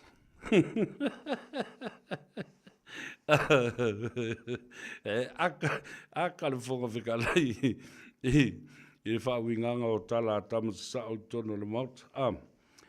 Ai tasi lea le nei vahenga tā ua tele sa o muli tai ma poe mawai ia komiti whaapale mene whaapitoa nei lātou te sua ina le tele o mata upu po o ni whaasea fo i whaasanga i nisi sui whaipule. Ai maise fo i li potiolo au mai tono. A o komiti whaapale mene nei, e iai i le vaenga o le whaatutua i le tua Samoa wa tasi sui whaipule wa tofi iai i lea komiti, ma lea komiti, e whaapena fo i le tua ngai. A le whaalawe lawe lea o lo maita wina pea. Mau tono fo i wa te tau o na whaia i aise fuafuanga le whonga whatalai, ma le fionga le tamaita i pānemia. A umana sua ida se mataupu, e a maile li poti. Ai le saini tangata, na whaia le sua. Ma fuala i se a lea mea. Nā le mea la iona le saini. O le saini ilona le langolangoina o le suenga, pe le saini na te le langolangoina le taunu unga. Ma fautuanga na au maile li poti le te tau na whaatino i se sui a whaipule. Po o ai lava o lo o anga i eile suenga a komiti whaapale mene whaapitoa nei.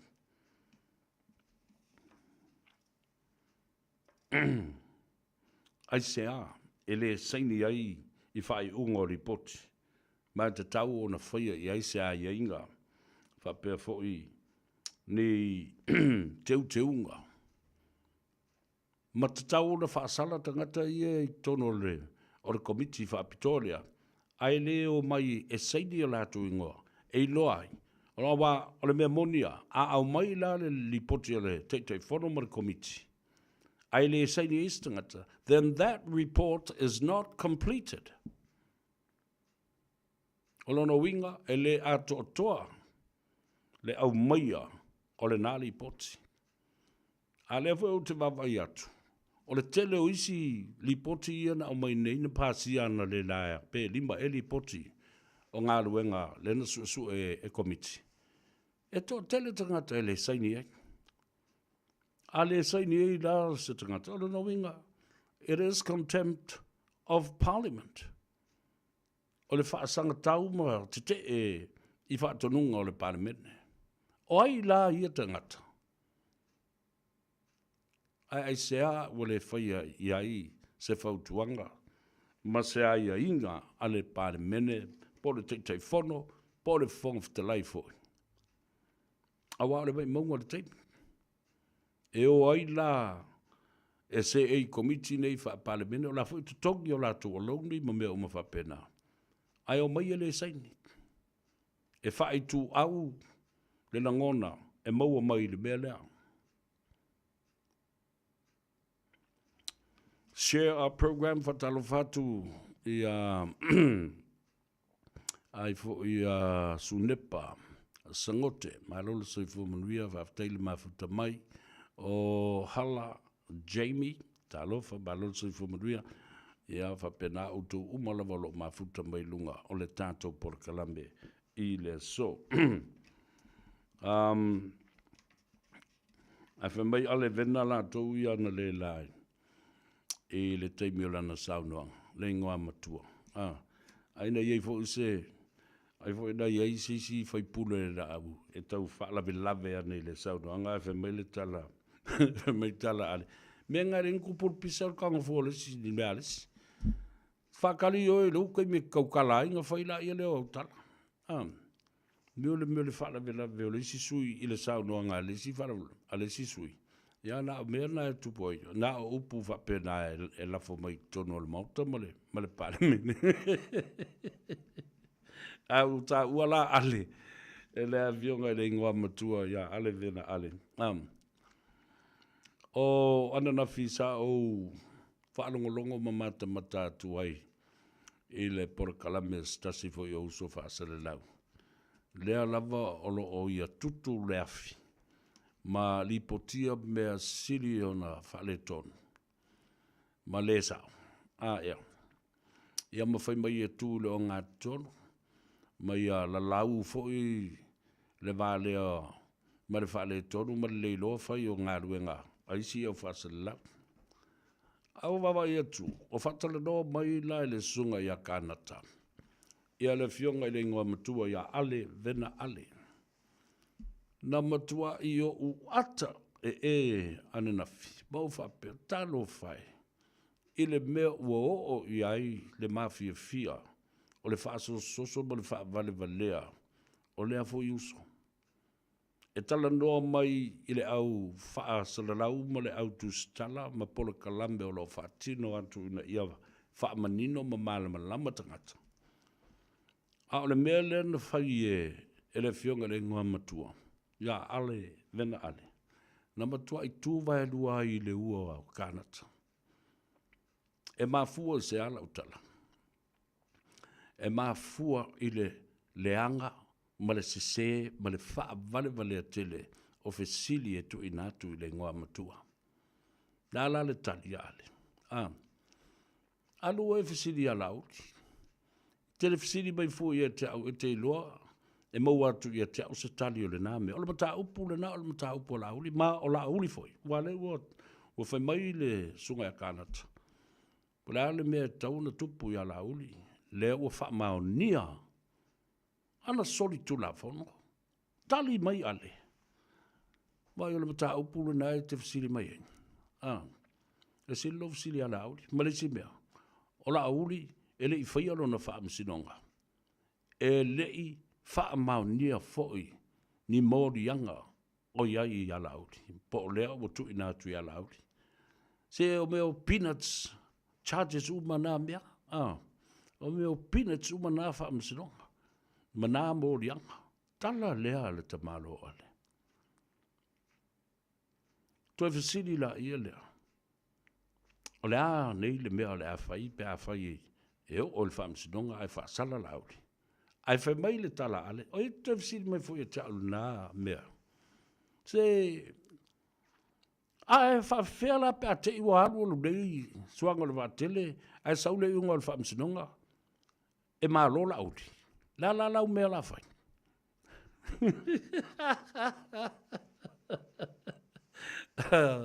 Brother Canada, you're getting worse, my brother.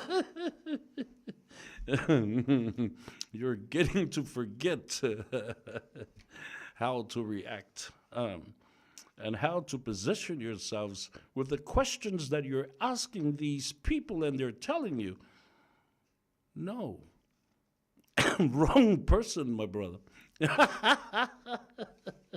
I'll give that away.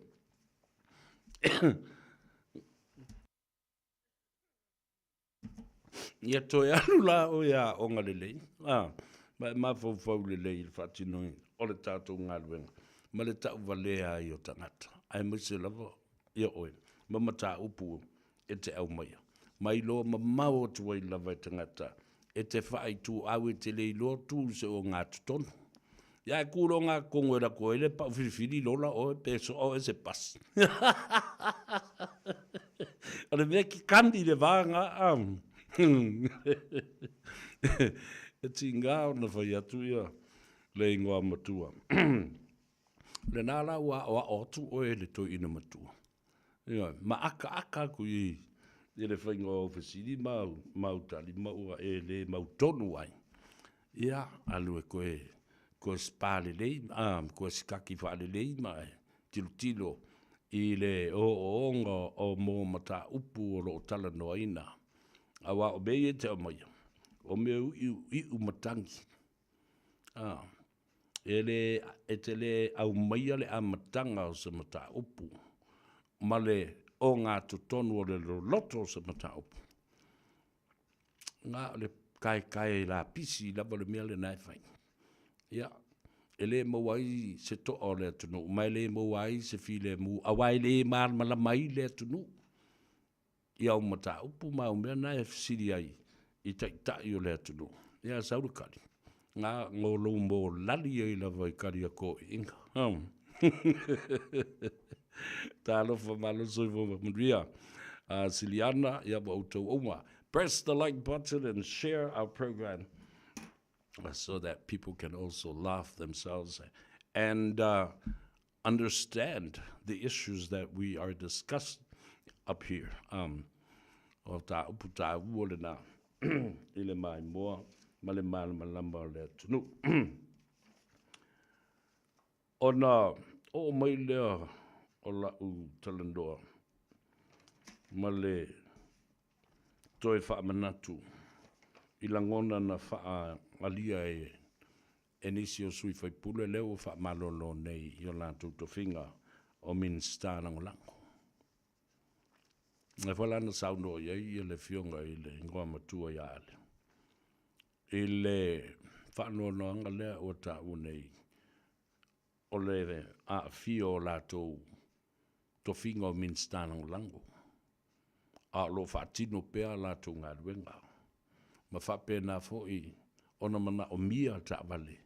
E malanga ai i lea i tu malo, ma lei i tu malo, ma fontanga o lo whaatino.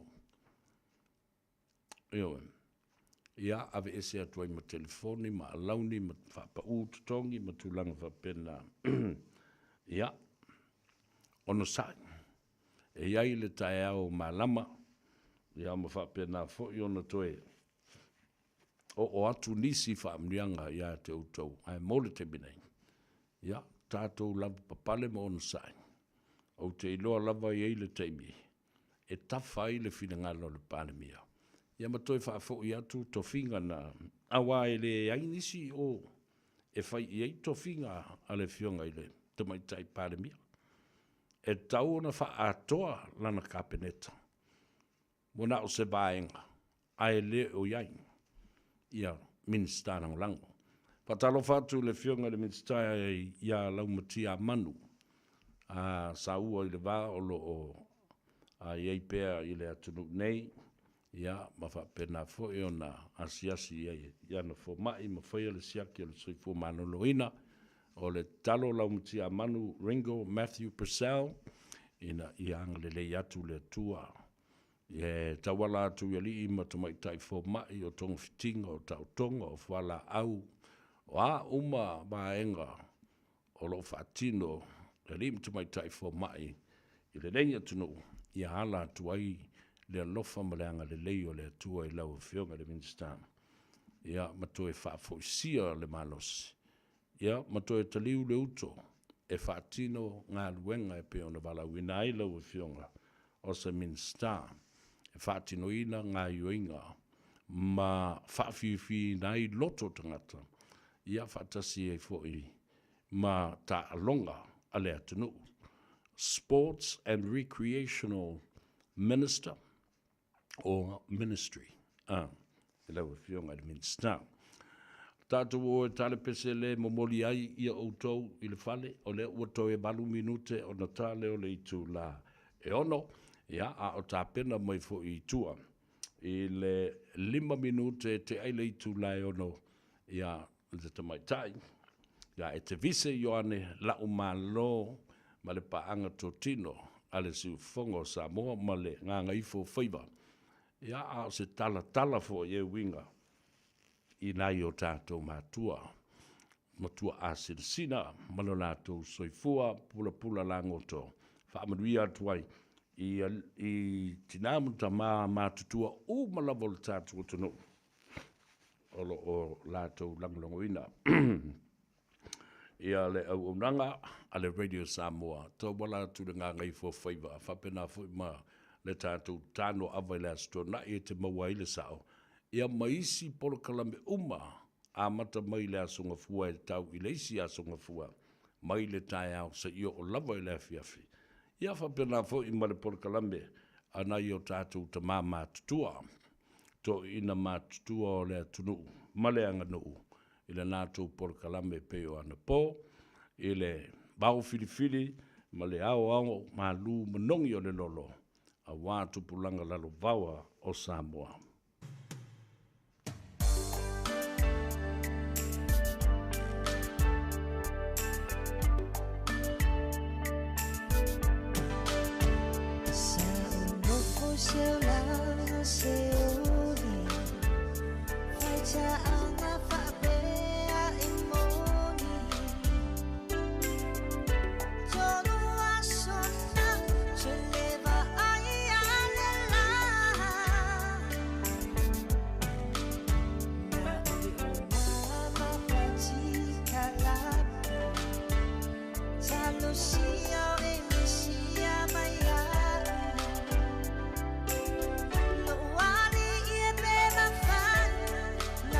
Eso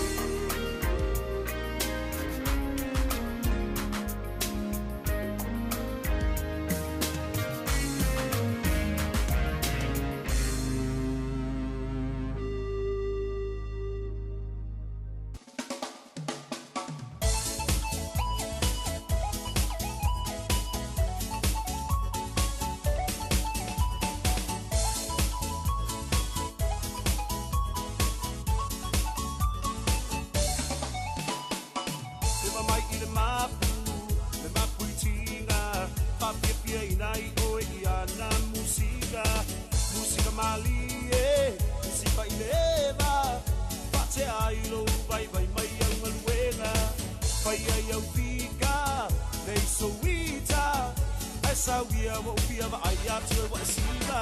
Eva mai la ia, le au whaki mai o tara. Wait and see o malae. Chick, hana wa okay.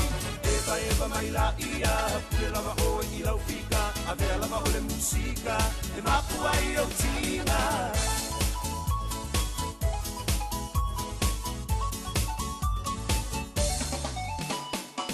Nai au whaanga, ngie vai vanga. E mamori atu le nei, pisa nai o lo whaanga. Le ngata i au te aroa, whapere lau rangi atoa. Mo o ngai fia tau tua mo o Samoa. E ala i le taleli, o le musika. E sauia sei e whapepia mai a ita. Eva mai la ia, le au whaki mai o tara. Wait and see o malae. Chick, hana wa okay.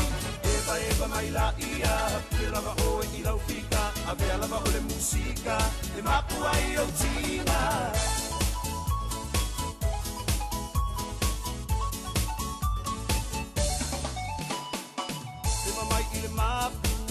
Le mapu i tinga, papipia i nai o i ana musika, musika mali e, musika i leva, pate ai lo vai mai au ngaluenga, vai ai au pika, nei so ita, ai sa wia wa upia wa ai atu wa sila, eva mai la ia, le au whaki mai o tara, wait and see o malae, chick, hana wa okay.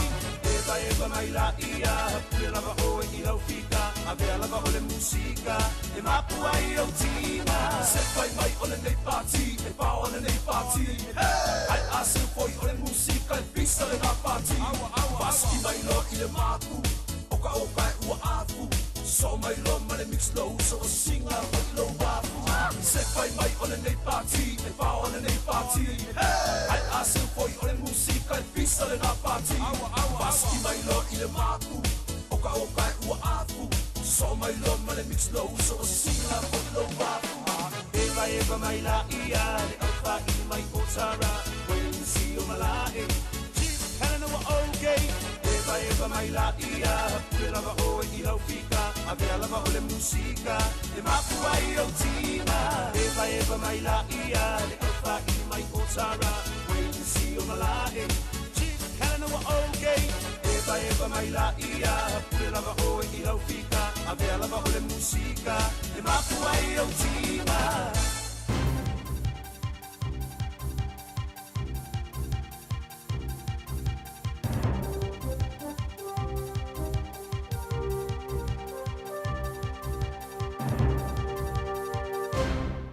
Tala flava o se whapoponga o tala mai atunu e mamama le Pasifika mo le nei fo yaso. E momo atu i se tala mai se sae tutonu, ua whasiotia le militeri a Israelu tangata Palestina a ititi mai peto se fulu e au piaima se tamaititi i le whae tu o West Bank, a o fola ai le pale mia le amatanga o se Operation Teletau militeri i le a ai o Jenin. O le whaamtaranga mai le pare mia o Israelu Benjamin Netanyahu, wa tā uai o le operation lea, e whae ngoa Iron Wall, ma ua whaia ina ia ave esea o mai whainga whaatupu whaalavelave i le a ai leo Jenin. I le tali mai la le Hamas i le ngaio inga lea Israelu, ua wala awai i tangata umai le West Bank, ma ona talavou na ia tali ane i leo spa inga lea Israelu. Whai mai le ofisa o malo o whaatasi Ramallah, ua whaate ia i la tau nei o spa inga foua Israelu, i le West Bank, ma ua whaelo e sui mai lea ofisa o le nonofo tangata Israelu i West Bank, e soli tū la fono, ai le ngata i lea, i lalo tū la fono whaavau malo, ma le whaamsinonga malo o whaatasi, e le talawhea ngai, ia ma o le iaio Israelu i le West Bank, ma le tū sa sae o Jerusalema, e soli tū la fono. O le otuni mata ia pea le autu stala le isi la asanga, o le aiai le mata upule nei, ia ai pe wha pe whea le malienga ua mai asainia, mo se file mo i Gaza. I Amerika, ua sainia nei le presidente o Amerika Donald Trump, se polo inga e ave esea mai eile malo tele mai le whaalapaptonga le soifua malolo ina le larolangi, le World Health Organization po le WHO. Fesiri ngia le to tele pe ai sea ua whaatino ai le li presidente le whaiunga, a poa foini o na fianga. O le WHO e fesosoani le puipui o le soifua maloloina, ma le saunga le mua tangata le larolangi, Mai maua mai le tasi vai lima o lana tupe wha o ngā, mai le malo tele o Amerika. Pe i tai la o leo wali putia le CNN, o le fina ngalo Trump wa ia tua ia i le WHO i le sao, ma le wha o ngā ino tupe a Amerika.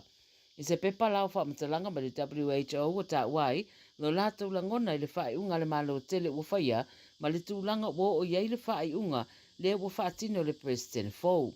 To tele nisi le ofia fia i le wha i unga Trump, ma ua talitadia ni a apianga o le wha i unga i le wha nga yo ia o le wha alapa putonga tele i le rarangi, ma i tū sa mawhai ona fesoso nia i tangata i teimi o ni mawhatianga ma apianga tau le soifua maloloina. I Turkey, po ai titi mai pe 5 tangata ua manunu ai se afi na sasawane i le Grand Cartel Hotel i Istanbul, ma mariri wai tangata ai titi mai pe 7 ono. O le faltan malo tele le se fulu lua fonga fale le tui matua Turkey, wa afia a ofenga ye le atunu ma malo longa o a onga e masani na tumutum waino fonga whapea i ta faunga. Whailoa le minista o mta upu whaaloto i fale, ua matua i mawhatia lava lo lato whai tu e meise i so i fua wa mau i le nei whaalawe lave. O lo wha ngā solo pere su e suenga, a o le to o luo i la ua na maari riu na ua whepuna ane mai le fonga whale tolu o le whalitani malo sa iai, i le tau mawhainga e sosola ese mai le afi. I Tonga, walo ia nei le whiriwhiri o le palemia o le atunu o Aisake Eke e le tupo Tonga tupo o le ono. O Aisake sa manu malo le whainga palota wha lilo sa whaia i le asolua spulwha o te sema, ma ina ua wha mawai le palemia sa iei o le atunu o si osi so valeni hua kawa me liku. E iei nisi wha mtalanga sa la tua sa ria ai le mae o le whainga palota, wa ta uai o le whaatuai le whaatuino sa whainga malo fou, e mafua i awai ei o le tupu o Tonga i mata upu whapea. Ta ue nisi o lau whaasaralau mai Tonga, e fōlinga e tele atu le sao le tupu Tonga i le whainga wha i unga o le whiriwhiringa o Minster, masui o le malo. Pei tai o le sola le uwha mautu mai e le whiriwhiria o le parimia fou, ma ua fuafua le a whiriwhiria le kapeneta i se taimi ele o toi mamao.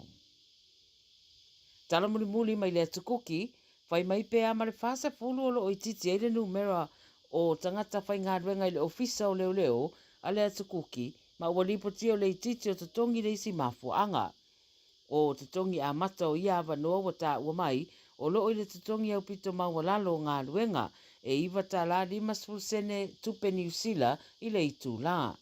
Sauno le parimia o Mark Brown i le Cook Island News, o lo tau wha mautu nisi wha atula ngana, ma e tu mau pea o na avea le puipuinga o le saunga le mu e ave iei le wha mua. Saunoa ia se so upua leo le lipote le teo wha wamalo New Zealand, ua whai lava si whainga tā o lea tūlanga mō leo, ma e to a tele ua ngai i atunu i whafo e pe o New Zealand ma Australia e sa iri ngā ruenga ai. Na ia whai roa foi, o le vai tau o aso fia na fesosoa ni ane volunteers mai lo lato community i le ngā ruenga leo e mai se le whaatontonuina o le ala tele o na ole le lava o le au whai ngā ruenga a malu o le malo. O tala nā le Radio Samoa, mo lau whaafonga mai atunu e mamama le Pasifika, whailoa i atai au i seisi whaapoponga soifua.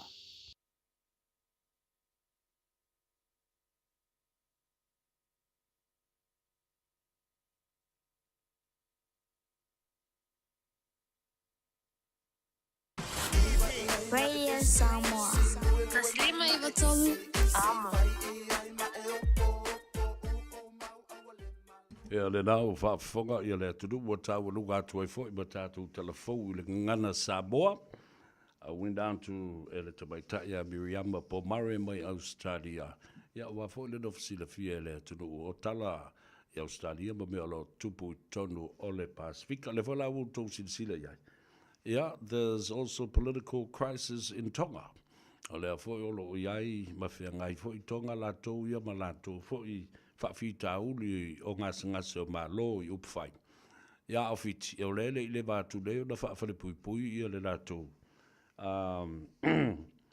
pāle mia. Ia whātasi ei ma le whongwhtalai, ma le si fo i Minster. Ia au tātou koi ki a sa ele sa o le atunu. Ia a o lo o whea ngai pēa, ma ngase o malo. O lo na winga, tātou ono sa i malawa papale. O le mataupu le tula I mai tonga. Na amata mai le tausanga na se mawai atu nei. E le tau mawhai lea.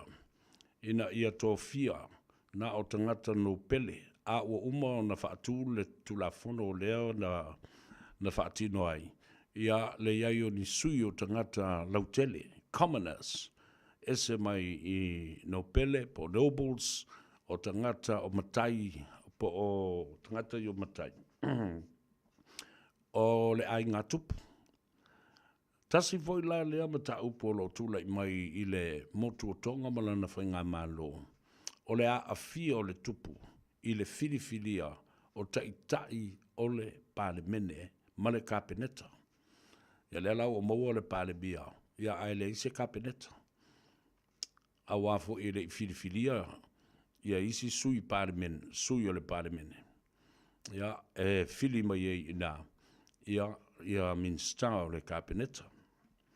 Ia, tātou ono sa ila tātou. Ele na o I tātou o lo tula I mai ai. Ia whaafitau ni o lo o whengai nei ma le mauntafono ma le pāle mene. Ia mese le tātou whainga mālo. Pau leo le me whai. O le tātou tatalo I le atua. Ina ia au mai se tai au ma se lau lau. Leo a uma. O na whaatino ele whonga fitalai. Ia le mata upu e whaanofu fi mahandi ai ia le atunu ma le mautafono ma le pāle mene. Toi whaafo ia le fast. E whaatino a lātou mata upu whaale loto I whale. Ma lātou upu whai. Whaafale tui. I to tonu o le whaafale tui. Ai tātia ngā ruenga. A le pāle mene o le alava ua whaasoso atu e le fionga. I le whonga fitalai. Le whaatino ina. O li poti, ia whapena fo I mga ruenga. Ina ia awane I toa. Ngā ruenga al palemene, ia whapea fo I ngā ruenga whasosani e tautu ai, ia le atina e o tātou nuu mawhio anga mai tu mano. Ia se e ia I le malo le atu kuki, I le atu motu o Cook Island. Ia le fauto whaafonga iai. Tasi lea mata ngā ruenga. Wa le whaatutua ina fo I e malu o le malo. Ia lea mata ngā ruenga leo leo. Ia mau o ese. Tape ia le tele o tangata. O leo to iei nisi o leo leo. Lātou te apalai ia ma lātou tālo sanga I awanoa. Yeah, working conditions and salaries as well. Ia le leo la e wakarangi usila.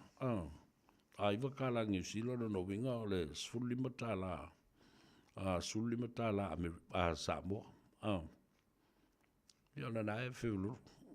Ia ai tātou te le mai loa foi. Ia meo lo tupu whaaloto I whale. I upu whai foi o le malo o le atukuki lato ua lai. Ia ona whapena meo lo tupu mai ai.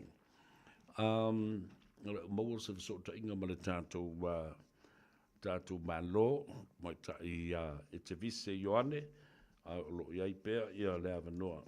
E mwhai ona wala au mai ai I se tātou whaataldoanga fo I pē o le masani ai. I aso lulu ova I aso te itasi le ngā ngaifo o Faiva o le atunu. E le batu nei pē na whaafonga fo le atunu o whaasoa I le ceasefire agreement. Le ana sa nia I le vai aso na se bavai atu nei. Ai moli mawina ele Palestine tuai. Lona fast food ma le ono o le malo tele o Amerika. Joe Biden, o lana ngā ruenga muli lea, na wha alo mai e loa, matu ua male maota pae po le White House and Capitol Hill I Washington. O le whenga le na sainia I le wā o Nathanielu, o lo ia leo o le Palestine o le malo Israelu. Ia ma le Palestine o le vaenga o le Hamas, lea o lo lātou pū, lea nei ia West Bank, ia whapea fo ia le Gaza Strip I Palestina. Le vai lele I lewa neia. Mana tua o la ita Israelu te mil nei. Mai na la unga masau noa ia le Palestine i le fono a malo o fatasi le vai aso na sei vai atu. Pa mai le tala le Palestine. E le mawhai e se malo o sisi atu no. Ona tau fia Israel. Mana tua foi. O le whenga inga muri muli lava lea. Lea na fia i nei le Palestine muri muli o le malo tele o Amerika. Le to ino Joe Biden. Ina ia file mu ma toi whaafoi tangata na whaapangota, na ave whaapangota e Hamas ma Hezbollah. Ai toi whaafoi mai foi e Israelu. Nisi o Palestina, Hamas ma Hezbollah sa latu tawhia whaatangata o taua. Ia po o le tawhia foi i whaatangata pangota. A o lea foi la ua manino le. O alana o tala noi mata apu nei langa o le taua lea. Lea foi la ua Palestine ma Donald Trump. O ma foi na fola ia Donald Trump. A fai e le tau fia le taua lea. All hell break loose. O le upu na te malo, o le upu le upu. Mai o le a matua ma lepe ai loi i ma fai tutoa ma pui pui o se ori. Ono winga, o la e tala no Donald Trump i le wha ngā ina o le mā losi wha fita fita, ma mea tau wha tonu tonu, nuclear power, o pomu. Pea o lava ina le ma whai o na tau fia ma iei se vai for o le mea lea i le vā o Palestina. I le whainga malo fau a le Hamas ma le Hezbollah o a vea oni wha tupu wha lawe. Ia mana tua la, o le aso fitu o ke topa o le tausanga na se ima vai atu nei. Lua afe lua sifun ma le wha. Lea na o sufa ia ai e fita o Hamas ia ma Hezbollah. Fasiotia tangata e se lau, o tasi le afe lua se lau valu sifulu. O tupulanga tala vau a Israelu, o fafine, o ta maitai, e o lava i ta maiti, o tangata mātutua. Na o sa i e Hamas, mana autau, a o mai mo i se konseti whawhiwhia, i ele o Israel. La le mele na tupu. Na matua i le i toe fo i Israelu, i le mele. Mai silia i le fast food ma le valu wafe, le whainu mera na au maia i le aso na fi o wha maumonga. O tangata Palestina, Hamas, Hezbollah, na mali liu uma. I osa wha inga lae o mai le temile nei. O lai whaila. Ono o lai tali tonu Israelu. O lea lava i fasioti na nae. E tangata nei Hamas ma Hezbollah. Mai Palestina. Tangata Israelu. Lea o mai lava i Australia. I osa wha inga. O e kalesia malotu manofuanga i nonofo ai tangata Israelu. O leo mai mamao a tangata mai o mai pomu ma susuru ma whalenga ina. La le na wale mawhai i doa. O na toe tau fiofi Israelu. E o mai le teimile nei. Na e papa whana. Kasuki mai a me tau whatuntonu mai ele o Israelu. Ia pingi a ko matua i lola i lalo. Fale te tele i Palestina, ma West Bank. A te tilo ni tangata le Gaza Strip. E lea o se lau whanua te le. Taipe o se malai wa lele fo lele. Ai ono le talitununga o lo iai i tangata Israel. O i lato, o i tonu. Na whaasino i ai le wāroanga. O ele pa ia. O le ato e whaapoto i ai le whanaunga mai tu ainga e sfulma le lua o Israel. Tu atali tōdua Israelu le mea na fola mai e le tua i lo lātou ta mā o Aperamu. Maunga ta mā. Lala fo i lale nā. O le matautia ia le talitonunga a le toe fo Israelu o i le no whanga na fola mai au ngā tamā ma le folfolanga le atua i lona no o i e whaabau popo iei. Ono no inga tau nulo i ngā umaro malaula. Tau ala ia o le walo ia. Ai tātou te mumusu, tātou te talitonu iai. Ai sea. Pala ai. Malo su nepa sangote. Talo fatu. Ile tumaitai o su nepa. Mai ina ai Mount Ruskell. Ya, ma le to telefo yo Samoa lo alana papa ai Mount Ruskell. Elena faso, fa perfo i al tumaitai o mona. Hala, Jamie Hala. Ya, fa perfo i tumaitai o Siliana from Auckland. Talo fa Siliana. Lo le, so from Ria. Tu fatu le tato. Por Kalambe, like it and share our program to your friends and families as well. O wale o la utala noa le mata upu mata utia lea o tula mai nei Donald Trump ma whaatino. O mea ia lena tau nuk mara Donald Trump fight. Mass immigration. Mass immigration takedown and deportation as well.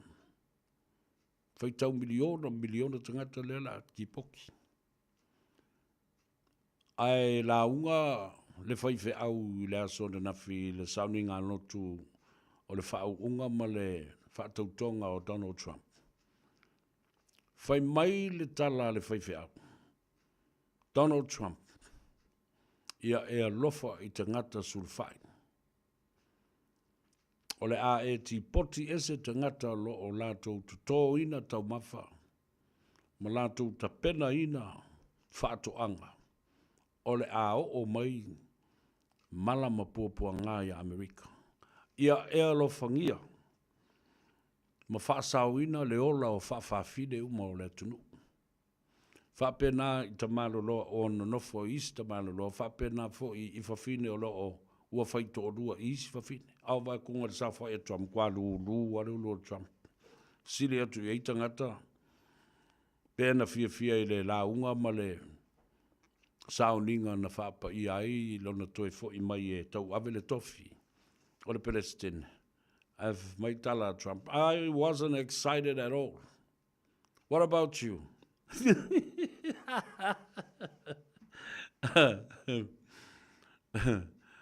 Alma kua whaangoa ngoa Donald Trump i la unga lenga whai al whaiwhi au ianga ia.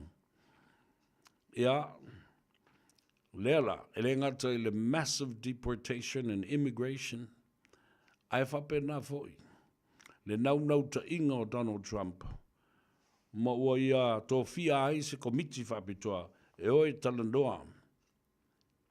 E le taitai o le malo o lo pulea i Greenland. Pe mawhai o na whaatau mai e Amerika. Le stetele o Greenland. E a vea ma stetele o na lima sfulma le tas. Ai tā pena o le AO e au mai ma ave ese mai kānata. E a vea ma stetele o na lima sfulma le lua. Ai tari mai taitai o atunu uia. Over our dead bodies, Donald Trump. Oi mātou o atunu tu totas. We have our own sovereignty, our own constitution, and you have no right to invade us. Tala sawana tangata ina umai Donald Trump. Nei sau wau te sau e fua e wharawelawe i pūlenga le mātou malo, mai mātou te le malia, tu mātou te le fia a vea o se baenga o le malo tele o Amerika. Ia lau o man tali mai a te tai o na malo i le mana o Donald Trump, o solo mo Donald Trump. Tipi mata ese lava le malo tele o Amerika, aua na i o latu toe affiliate pe to iai so latu so tanga. Ele whaalapu patonga o le soifua maloloina o atunu umo le laulangi. World Health Organization. Fe mai malitala le te maloa. E lea toi te tau o na toi tu I nātu se vaenga o le paketi a le WHO le masani o na whaanganga ma tu I nātu ia I le malo tele o Amerika. Ola knowing. A whai o ese Amerika mai lea whengainga. O le awha pena fo I o na tawana e Donald Trump, easy organizations, po easy countries, easy atunu. Ina ia whai a pe o le mele wa vese nei. O le po lenga lao tangata le la iai. A o ani wha mai, e tūlai mai le lumana I Taipei o le mele na iai nei ia le COVID. E ngā lulu e uma ia atunuu ma le whaalapu pitonga nei o le WHO po le World Health Organization. Ina ia mawhai o na tufa ma whao ngā ia whaamatalanga. Ai maise o tonga fitinga o po ni tui po ni waila au po ni tautonga. Lea o la tufa I le ba o malo te tele ia lo lato langlangoina ma le stala o sui au wai o le matanga luenga leo le soifua malo loina I le langi atua. A le alme la tupu le United States. O la sa ili e lato, se lato lava foi plan ina ia whaatuina ai se medical scheme. Mana tua foi, Donald Trump doesn't have a plan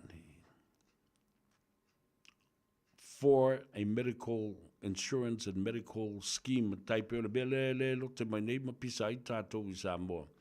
E amata mea mai ai. Ia le tātou whaarapu putonga o whaaputunga tupe mō le munua lumana I manui o Samoa. Po le nupi wha, the National Provident Fund. Ia, le fo I ula I tangata. I le fuafuanga wa umana pasi le pati whauwhai le nawa I teimi o le HRPP ma le sunga tulepa. Ina wala tu silsila I le medical scheme insurance scheme lea. Eo ngā tele. Ia, a le fo ina vivesi ai mba whapea mai. O whea mea o le a au mai ei tupe. Ai reiloa. Wa umana whaamamlama mai e le fionga le teitei whono o le sunga le pari I moala tavita. E amata mea mai le whaalapu putonga a sui whai sau whanga uma. E nei mwhai ona mawai le tupe e whaalango ia I e whaatino ai le medical scheme lea. Tā ua I fo ila ia lea. Ona o le awa noa le lei. E mawhai ona mai ei o tātou tangata I whafu. Ai tutongi e le malo. Ia tautonga, ia matong fitinga. O soos tangata. E lalo o le whaalapu tonga lea. Tā ua tele. A whaila o le ale to iai ia e le malo tele o Amerika I lalo le whaamalu o le WHO. O lona winga. E te tau na whaisa lato plan for Medicare or medical insurance. Mai te tau fwoi una iai se lato vaenga. Lato te sua ina ia ni baila au po ni whala au. E wha ngā pe a whai e iai seisi wha mai onga o le a pe pesi le lalolangi. I se teimi ele o toiva mawatu.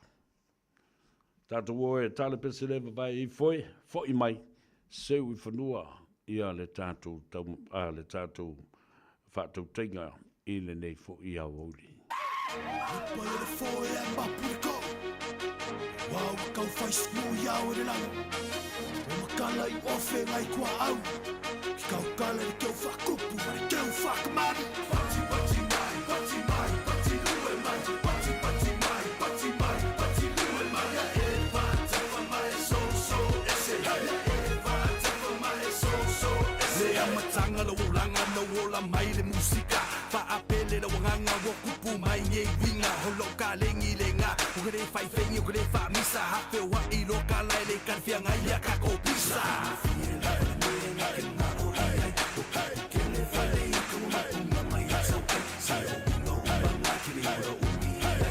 wo fika suyo winga mko anga esle ainga se fai se me anga tenge olanga wo fainga ka mukinga inga mame tele afu so marka ma fai aso uma upo puanga se fa malo se fa vai vai kule malo si lo wo fika mka fuli e fai musika se kila lo stylinga kamuka no vo siva mai e ola ba ile ulum kua fai mai sim fa so lo fumua se nga gay fa daule wo fa mo se me fa kele fu fa mo kulunga se fai sanga ki fa mai awe e kinga lo kua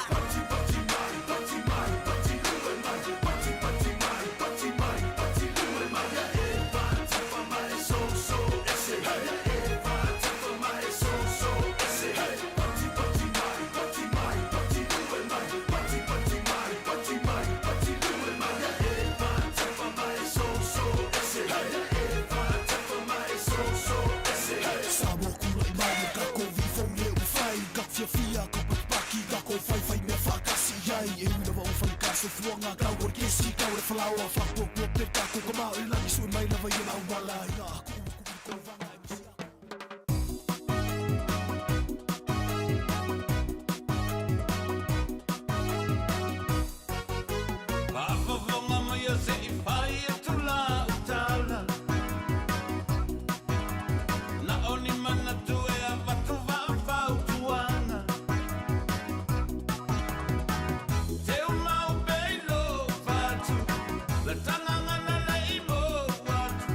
Samoa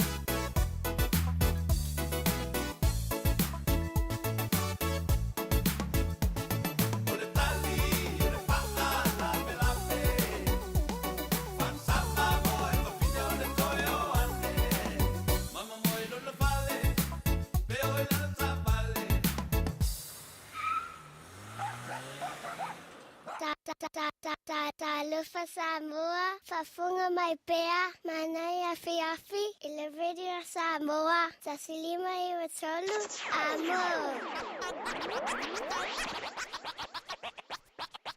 I'm gonna make your life so sweet. Yeah, yeah, yeah. Sugar baby girl, come squeeze me, darling.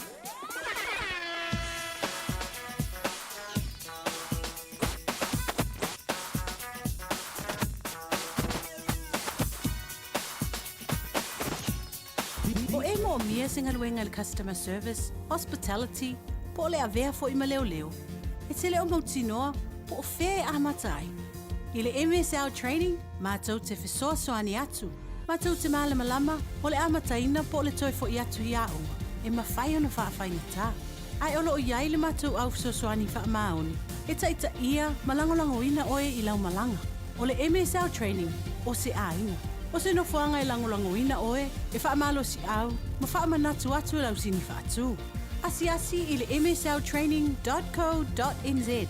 Faiva la au loa, le o valu se lau, lua lua, fa, tolu valu. O lolu manai, e a mata atu, I inei. Talofa Samoa, o Ateshna Ryan, o le Licensed Immigration Advisor mo le Auckland South Immigration Consultants. E visosoani mo so se tu ai ngā visa e malanga mai e New Zealand po Australia. Telefoni mai nei loa I le o valu o tasi no valu fa fitulua. Po le olua tasi no valu fitulua tolu o. A whai alo sa ili sea o ngā a mata molo walu. Au aloe te toi popole o le Galaxy Childcare e tele o na la lai au kilani I saute. E toa tele whaia o ngā ngawaa, o le a o ina le whānau, e ia inga whapitoa pe a le sitala lo walo. Tolus fulu i tū la, free. A vanoa le vēna le a onga mo whemalanga inga le whānau, free. Maua mea aia le whānau, free. E ia inga whapitoa. Mo nisi whamatalanga, whaafsotai le o lua tasi, o valu tolu, lua fitu, lua iwa fitu. Whai mea alofa I a inga maua I Samoa, e ala I le whaatawina o se hotel ta alofa voucher. E mawhai ona whaongaina mo aso tā ua whailongaina. E pei o aso whanau, whaipoiponga, pe whai malolonga mo ta whawhawa I whaiungo vai aso. Whaatau e oi New Zealand nei, ai piki e lau a inga I Samoa. Tanga I ane I le pacific40.com/hotel. Ma whaatau nei loa. Pe vala au I le o lua tasi, o valu tolu tolu, lua lua lua tolu. O lua tasi, o valu tolu tolu, lua lua lua tolu. E fia lava le nganga I le ava ma le whaaloalo e fia whailoa tunga le au nanga a Rooters Barbecue and Catering Service. O le atatala ina le wha moe I le aso tole se fulu o January, lua afema le lua lima, whaitotoa atatala ina le sfuru lua I le awa ulianga I le sfuru le po. Mato te ava no mo as whanau maso se wha moe, mana o miele pua, bovi po le mamoe, aua te popole. Mato te whavele ina so se mea tau mawha. Mo nisi whamatalanga, whaso tai le ripule I le telefoni, o lua tasi o wha lima iwa tasiva, tuatusi, lua pitu iwa G, East Tamaki Road. Awane ngalo ia te oe le aso tolu se fulu January lua afema lua lima. Rooters Barbecue and Catering Service, tautua mo oe. Ia, taimana, ia le nafo, I wha moe la tau Ruth, as takeaway master I le fitulua iwa East Tamaki Road. As tolu se fulu nau tu whalongolongo o tatala tuai ia le nā fui au nanga ma le nā fui a tinae mō le tātou atunu u ma le whunga tau mawha whamalulu atu ua le maua se whasota inga ma le tātou mālo e masani ai ia le tua fine foi ia e te vise ioane e whamui moe o le ato e whaale leia a tili e tātou whasota inga I le vai a sofau o na maua le o sesi whaapoponga le porkalame le nā o le soifua tau fiafi o tamam tina matua le tunuu ia ma le tulanga tā ua tele o le vaia le lei o tātou matua ia po o totonu o tātou ainga ia po o fale foi o tangata matua ma I lātou o lo o ngāru lue ai mō le saunga le mū ia ma le vaia le lei o I lātou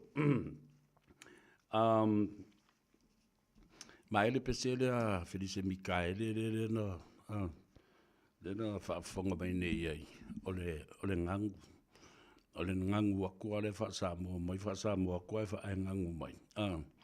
Le tāua ma le maali e, fo le a wao le ngangana a Māori. A whenanui lo Māori. E le ai se foi upu e a mata pe wha o ngā tonu a e whai ufo I ai. Ia le foi upu. Na upu sa na upu sa au te mana tua elisi a woto inana o nā loa maita ilo na ainga I re to e whaia se upu Samoa palau wale whapalangi I lako ainga maka maiki ma whasolo a toa whaksele au amkwa I o wofori a oeri to ina fulalina na talia ia meo Paulo fo I ama maisi malo na o mai le maliu sa whailu la tu ainga. Ia walu le launga. Ia a laiva ia tuala ia nga I mai ia malo fo I Mau mai e su na la to pusa apa o se lafo tupe fo I po se lafo tonga. Ia alai o ia le o le e tu malo le asu. Ia whai mailo ma le upo le launga la whai u launga le toi ina whai mailo. Ia, ma lo whai mai. Tō ma lio na pauna o mea o maua le aso le nei. Awa maua sau e lengi skasi o le leile ngā. Maua sau lua siful kala po se siful kala o lava le nā. Wa le ingi mea le ainga. Ai o mai o tātou tau mawai. I le mawai ngā. A tama pese le o misilu kisua. Ia ma suliveta kurene. Tutu umatangata ma o fea na sau i se māwaenga whapene i ale o whai mei al toina. La tātou, whakulokanka, la le māwaenga, ai whai mai. Mai, māwaenga na misiruki sua ma suliveta kurene. O lela au mo i inki, a au pupula aku, wa kaunga le aima seisi o koe kūmai i o luma. Tau alunga atu ai, ia le tātou por kalambe le nei aso, ia ma whaafitai fo i le atunuu, i le mafuta mai, ma whaamaloa tu fo i o tau Faiva, ma o tau tiute o lea ua ngā Gagaifo i le nei aso. Anga le lei le atua ma tau nuu manmanuia i Mauta Malawa, ia o si ngā taulanga, ia whapena fo i ni tali ngā sua. Ia o nā ngā ieila ia le vai o mai iei, pere ai moe ai alo whapenga. Whatalo whātu le tātou nuu. I Riversdale Park, ia, le sunga i whawhi ngainga ia me, ia whapena fo i leisi whaiwhi au ia la mepa, ia whapena fo i o tu uma, whalana i popo o le sunga ia whata, ia whapea fo i ia le tātou nuu masani, o lo o taptapua i mai i fo i Faiva ma ngā ruenga lo whawhenga iai. Ai mangalo se leo le au auna tātou whailoa i le asua tae au o le whaatawhiti o tiute ma Faiva alo whilima o le atunuu ia te itai atu iai le sorifua ma le malosi tātou whailoa i ai. Mangalo se leo le au auna nei tuua o tau e le pese a le uso i asuao Felice Mikaele o le vii o le ainga i le tai o te alofa atu ai ma whaamanu i atu ilo u ainga i le tai. Yeah, I have ladies and gentlemen, friends and families, I leave you with one of the songs from Felice Mikaele to mention and the respect for the Fale Manolo Male Ainga i le tai.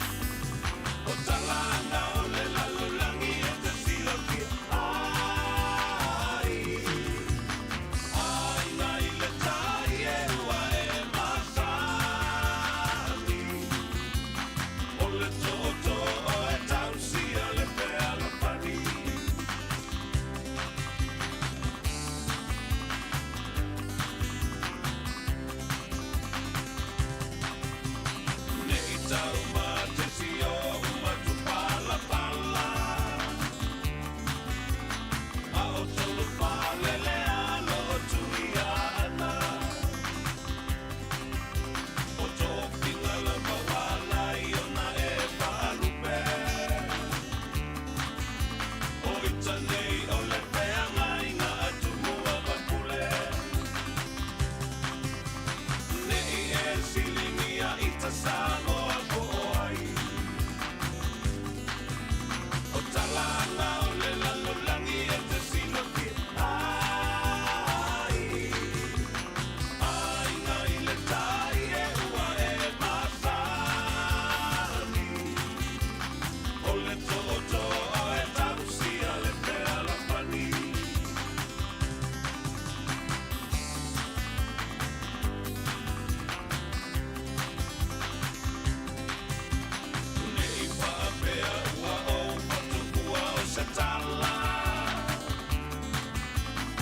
la tu